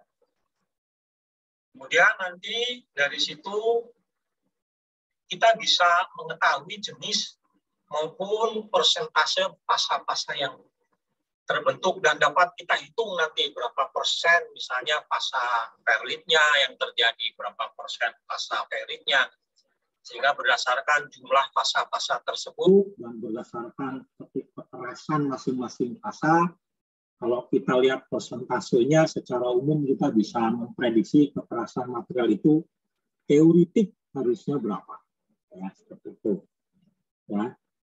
Dengan demikian nanti dapat diprediksi pula sifat-sifat mekanikal yang selanjutnya yang tadi kalau dari Synchrol tadi mengatakan dari kekerasan bisa dikonversi menjadi kekuatan tarik dan seterusnya.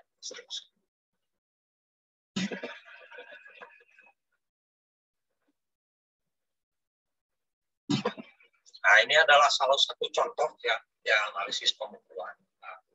Ini gambar analisa gambar diagram biner aluminium silikon. Ya. Aluminium silikon adalah paduan detektif. Ya. Misalnya kita mempunyai sebuah paduan aluminium silikon dengan kandungan Si 1%, itu di garis merah itu 1%. Ya. Kita buat garis ke bawah. Ya. Lalu di situ akan terjadi titik-titik temu, ya. Perpotongan antara garis merah dengan garis-garis analisa garis-garis diagram biner, ya. Misalnya itu di titik A ada, kemudian titik B dan titik C, ya. Nah, dari titik-titik itu kita tarik garis ke kanan ke arah diagram analisa thermal itu nanti ke kanan. Lalu kita buat prediksi pembekuannya seperti apa. Ini misalnya, ya. Dari sampai dengan titik A itu tidak terjadi pembekuan, tidak terjadi perubahan fasa. Di situ pendinginan tanpa transformasi atau PTT, 100% mulai cair sampai dengan titik A. Itu kemudian dari titik A sampai titik B itu mulai terjadi transformasi, ya. Jadi tumbuh butiran-butiran alfa di situ, ya, butiran-butiran alfa tumbuh semakin besar, ya. Sampai dengan titik B. Ya. Sampai dengan titik B praktis sudah tidak, dari B sampai dengan C itu juga tidak ada perpotongan lagi. Jadi di situ juga PTT atau pendinginan tanpa transformasi, di mana struktur itu semakin besar, si alfanya semakin besar sehingga memenuhi seluruh struktur, ya, jadi alfa semua. Kemudian dari C dan selanjutnya juga tidak ada transformasi yang berarti, hanya ada transformasi dari alfa ke beta, atau yang tadi saya sebut sebagai struktur tersier yang terjadi di batas-batas butir, di mana batas-batas butir alfa itu menjadi semakin tebal.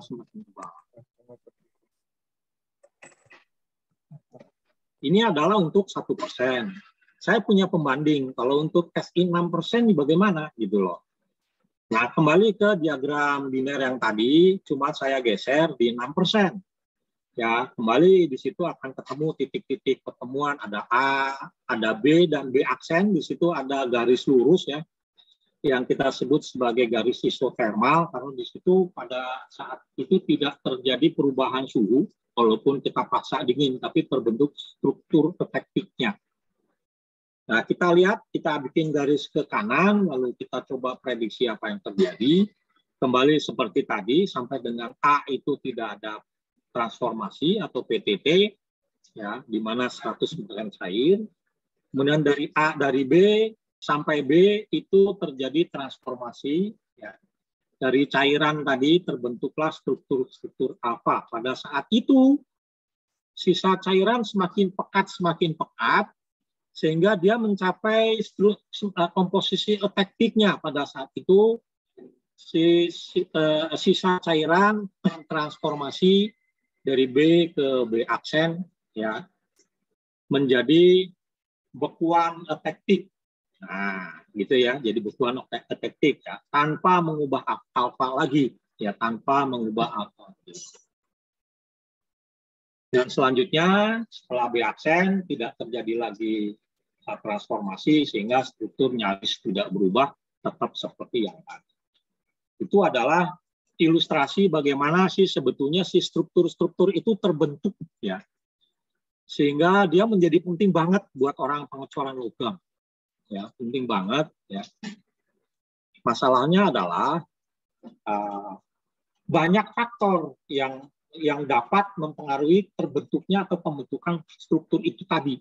Ada faktor-faktor, jadi tidak seteoritik tadi itu, ada faktor-faktor yang bisa mengubah dia, misalnya jenis logam atau komposisinya lah ya. Kalau jenis logam aluminium, tembaga, besi, baja itu bisa beda. Komposisi juga beda. Lalu kecepatan pendinginan ya, semakin cepat pendinginan dengan pendinginan yang agak lambat tentu akan menghasilkan struktur yang berbeda. Ketersediaan nukleus ya, karena nukleus yang tadi saya jelaskan adalah nukleus yang terbentuk oleh dirinya sendiri. Tapi nukleus ini bisa kita ciptakan, artinya kita masukkan partikel kecil ya yang kita jadikan dia nukleus atau bekuan awal, di mana untuk selanjutnya proses pembekuan berlangsung dari situ. Ya, jadi itu juga bisa mengubah pembentukan struktur. Lalu kondisi proses apa yang bisa menyebabkan struktur itu jadi berbeda. Berikut adalah faktor yang mengubah struktur. Ya, kalau tadi mempengaruhi pembentukan struktur, kalau yang ini setelah struktur terbentuk bisa dia berubah. Lalu apa yang mengubah struktur itu? Ya, misalnya perubahan suhu dan tipe pendinginan pada proses hardening misalnya. Kita panaskan, kemudian kita dinginkan lebih cepat, ya, struktur berubah. Kemudian deformasi plastis, kita bengkokkan misalnya. Atau pada proses footwork, ya, yang memang sengaja dideformasi, struktur berubah. Kemudian pelepasan energi yang cepat, ya. Tadi salah satunya yang kita panaskan, kita quench, itu juga pelepasan energi yang cepat. Atau bendanya kita pukul-pukul dengan kekuatan yang besar, itu juga melepaskan energi yang cepat, berubah struktur. Kemudian umur atau aging, ya, umur juga mengubah struktur karena struktur itu tadi Pak Wiwi bilang ada yang namanya struktur yang metastabil, tidak stabil. Struktur macam itu setiap saat akan berubah ya bersama dengan umurnya. Dan berikut adalah chemical ya, korosi yang menyebabkan adalah biasanya oksigen, kontaminasi oksigen, reaksi dengan oksigen berubah menjadi oksida, tentu saja strukturnya akan berubah juga.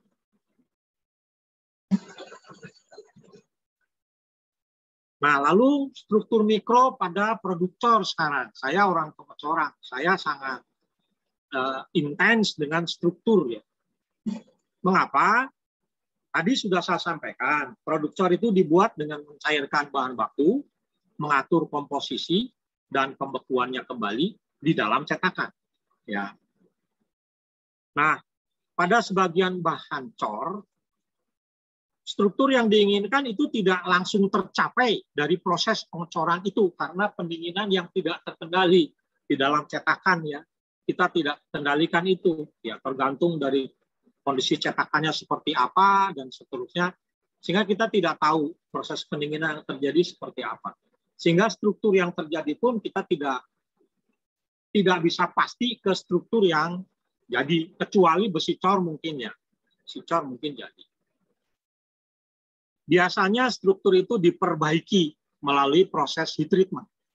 Ya, jadi setelah proses pengecoran barang jadi, struktur itu lalu diperbaiki melalui proses heat treatment. Diubah lagi strukturnya menjadi struktur yang kita inginkan. Struktur askas lalu diidentifikasi dulu untuk menetapkan tipe heat treatment yang perlu diterapkan untuk mendapatkan struktur akhir yang dikehendaki. Jadi disinilah pentingnya identifikasi tadi, baik secara mikroskopik atau berdasarkan kekuatan-kekuatan mekaniknya, baik kekerasan ataupun kekuatan tariknya. Ini saya punya contoh. Sebelah kiri itu baja ya dengan karbon 0,25% askas setelah dicor. Strukturnya seperti itu. Itu yang kita sebut sebagai struktur Wittmann-Statten ya. Ditemukan oleh orang Jerman namanya Wittmann-Statten sehingga dia menemukannya kita sebut sebagai struktur Wittmann-Statten. Lalu bahan yang tadi kita masukkan ke proses heat treatment dengan proses normalizing. Maka dia akan berubah strukturnya menjadi perlit plus karbidat tersier. Ya, perlit itu yang hitam-hitam dan yang putih-putih itu adalah karbidat tersier. Ini adalah kondisi di mana askas tidak sama dengan struktur yang seharusnya. Nah, ini juga menarik. Ini adalah kuningan. Ya.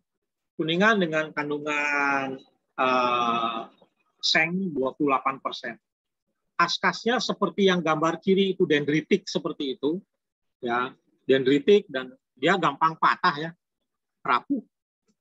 Dan setelah dia dipanaskan pada 800 derajat Celcius, lalu didinginkan secara lambat, maka akan terjadilah struktur kristal poligon, ya, dan ada struktur-struktur khas dari non-ferro yang struktur kembar, ya, yang ini adalah twins, ya, twins structure yang mencirikan dia struktur-struktur dari non-ferro biasanya.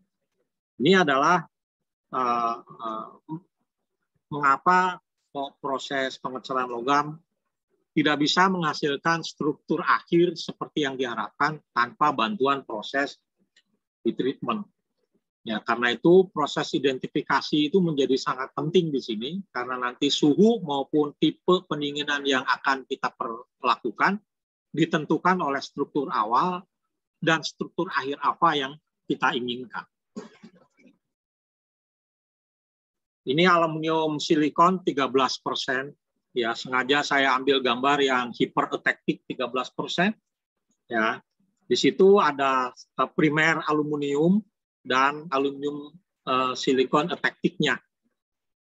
Sedang setelah diproses lanjutan atau diproses modifikasi, dia akan berubah menjadi seperti struktur yang sebelah kanan di sebelah kanan. Ya. Oke, kita sampai ke kesimpulan. Alhamdulillah tidak terlalu panjang, saya masih bisa mengejar waktu. Jadi kesimpulan, struktur mikrologam itu terdiri dari butiran-butiran struktur dan batas-batas butiran.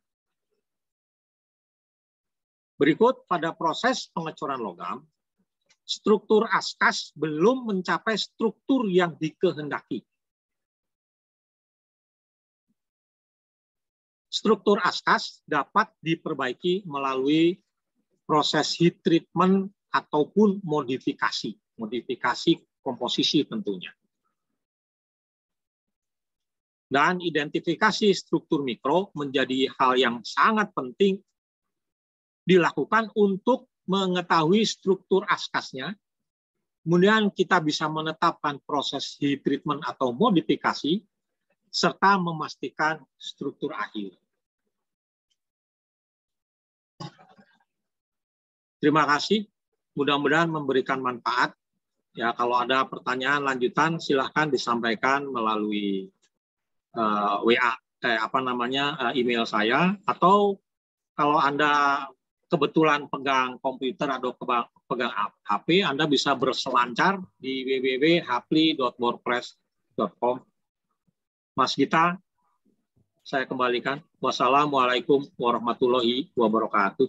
Waalaikumsalam warahmatullahi wabarakatuh. Terima kasih Pak Widodo. Saya serasa dikuliahi lagi oleh Pak Widodo ini. Di topik yang cukup menarik di struktur mikro ya. Beliau juga menjelaskan struktur mikro di luar besi dan baja. Tadi contohnya adalah aluminium dan kuningan. Ya, cukup menarik sekali. Baik, kita masih punya sedikit waktu. Jadi sekitar 5 menit, mungkin saya bisa extendkan sedikit 5 menit jadi 10 menit total. Tidak ada beberapa pertanyaan, jadi mungkin akan saya batasi pertanyaannya karena tidak cukup waktu, karena kekurangan waktu ya. akan saya pilih beberapa pertanyaan dari tadi yang sudah disampaikan melalui chat atau melalui ada yang menanyakan langsung melalui pribadi ke saya. Baik, untuk pertanyaan pertama ini dari Ibu Fauzi Wiryawati. Ini untuk Pak Wiwi, ya, Pak Wiwi. Analisa material perlakuan panas. Jadi di sini contohnya adalah saya nggak bisa ya, belum di ini ya. Bentar Pak. Sorry. Baik. Ya, monggo.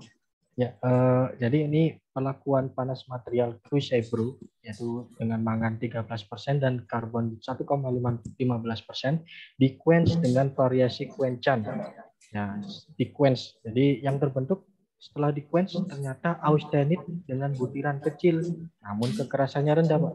Jadi apakah misal ada opsi lain untuk melakukan identifikasi lebih lanjut, Pak, dari material tersebut? Pak Wiwi, enggak. Baik, Mbak Fauzi ya. Assalamualaikum. Itu masuknya ke hard filled steel dengan karbon sekitar 1,2 dan kadar mangan 12%. Nah itu kalau kita asumsikan bahwa setelah proses normalizing dengan temperatur dan holding time yang tepat, itu mikrostruktur lainnya hilang sehingga tinggal austenit.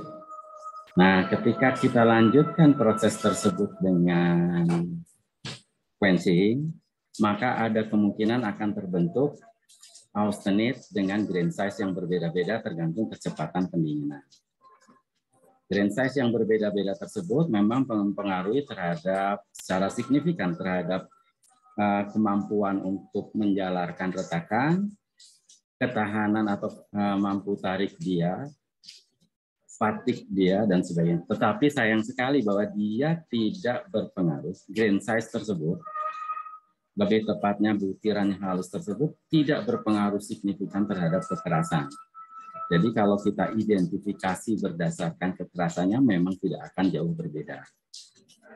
Tetapi kalau kita identifikasi dengan metode lain, misalkan dengan kekuatan tarik dia akan menunjukkan perubahan yang signifikan.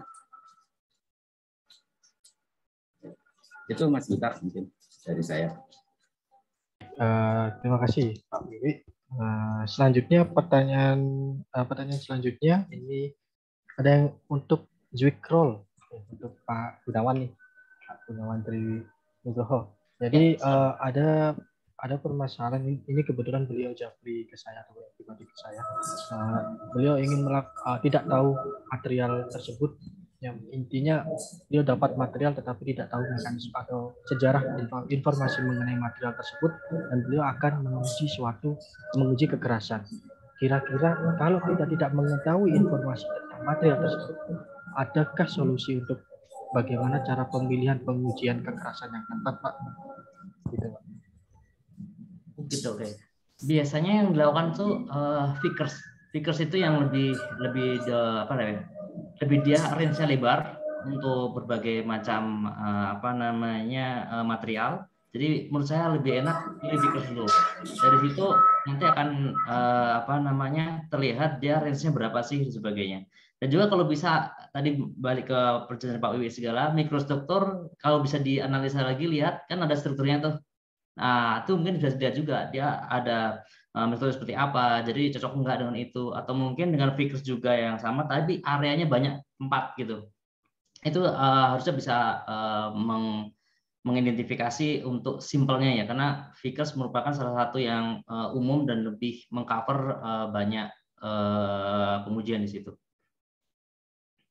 Oke, cukup mencerahkan, Pak. Jadi mungkin solusi kalau kita tidak tahu pengujian kekerasan yang mana nih, jadi kita bisa pilih Vickers ya Pak, karena range-nya cukup besar. Baik. Pertanyaan selanjutnya ini untuk Pak Widodo dari Pak Husain Taufik.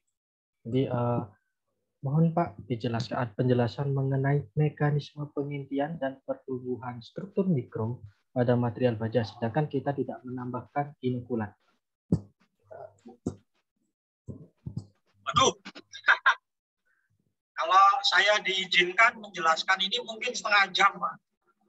Nah, karena tadi saja saya menjelaskan tentang alur contoh aluminium itu sudah sekian panjangnya. Pada prinsipnya sama. Pertama, kita harus paham dulu diagram binernya. Ya, diagram biner besi karbon, besi karbida. Nah, kalau untuk baja tentunya kita melihat di bawah 2% ya. 2%. Lalu kita lihat nanti komposisi apa yang kita inginkan. Ya, komposisi apa, lalu kita tarik garis ke bawah seperti tadi. Ya, lalu kita berikan titik-titik pada setiap garis perpotongan. Lalu kita alihkan ke diagram analisa thermal kita proyeksikan ke sana. Lalu tinggal kita lihat di situ kalau tidak ada transformasi ya lebih curam, kalau ada transformasi miring, kalau ketemu tektoid, kalau pada baja maka dia isothermal transformation lurus dan seterusnya. Nah, nanti tinggal kita lihat berapa persen yang terjadi strukturnya yang dilewati garis itu. Nah, saya mengundang Mas Husen deh, kalau misalkan saya kenal Mas Husen dengan baik ya, kalau Mas Husen berkesempatan datang ke kantor saya silakan. Ya, nanti saya jelaskan di meja. Ya, seperti dulu saya pernah menjelaskan di ruang kuliah yang mungkin Anda pernah lihat di sini di tempat saya di situ. Itu ya Mas Husen, saya mohon maaf karena saya untuk menjelaskan itu saya butuh waktu yang banyak dan saya butuh gambar diagram biner FTC-nya. Ya, baik Pak Widodo. Itu Pak Husen Taufik, mungkin beliau berkenan, Pak Widodo berkenan mengundang Pak Husen untuk datang langsung ke kantor untuk menanyakan masalah mengenai pertanyaan tadi lebih detail, Pak. Oke, satu pertanyaan lagi ya, kalau diizinkan.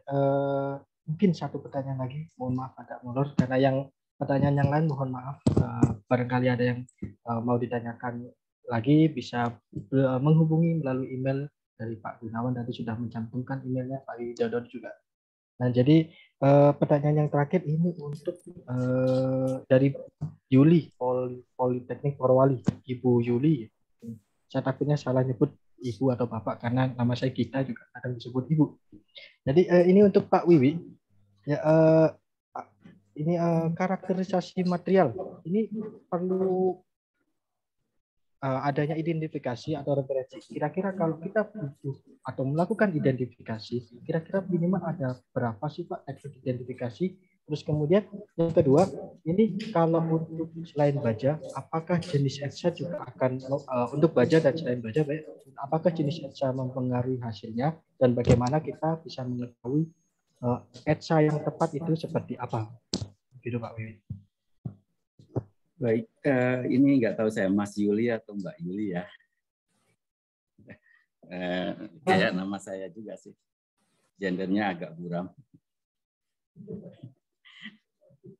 Yang pertama, kalau kita melakukan identifikasi minimum berapa?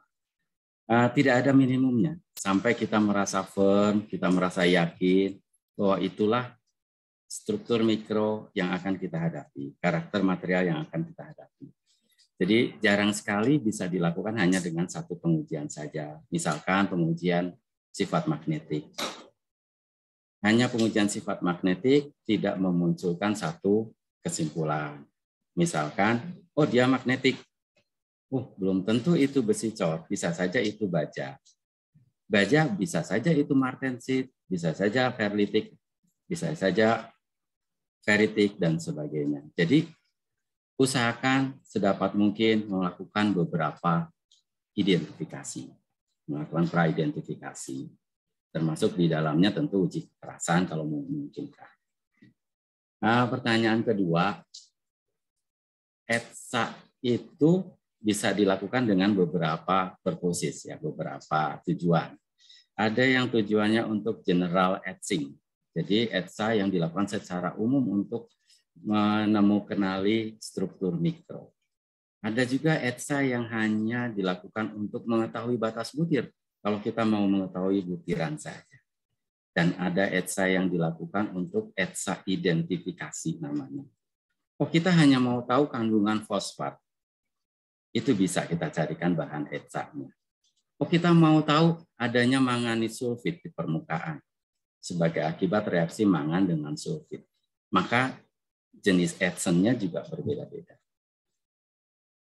Apa yang bisa kita pilih? Apakah kita punya list? Saran saya, kita bisa membedah atau kita bisa melihat, merefer pada ASM Handbook nomor 9 tentang metalografi. Di situ tertera semuanya secara komplit. Etsa apa yang digunakan, untuk material apa dia digunakan, dan bisa mereveal atau bisa menemukan struktur mikro apa saja. Cobalah mencari ASM Handbook tentang metalografi. Di situ komplit banget. Begitu Mas Gita. Baik Pak Wiwi, ya baik, kita sudah di penghujung waktu karena waktu yang harus memisahkan kita. Jadi Mas Gita, maaf, boleh ya? Saya ada sedikit revisi tadi. Ternyata pemenang kuis kedua itu yang nomor cepat tuh Pak Aziz Budiarto. Tapi nggak masalah. Jadi nanti pemenangnya ada 3, Pak Farhan, Pak Reza, juga Pak Aziz Budiarto. Tadi udah kontak semua. Jadi saya ada kesalahan cepatnya nih. Baik Pak, ternyata ditambah lagi pemenangnya oleh Pak Inawan ini. Sungguh bermurah hati beliau, ada zikr oleh. Baik, jadi untuk pelaksanaan webinar kali ini alhamdulillah di penghujung waktunya ya. Jadi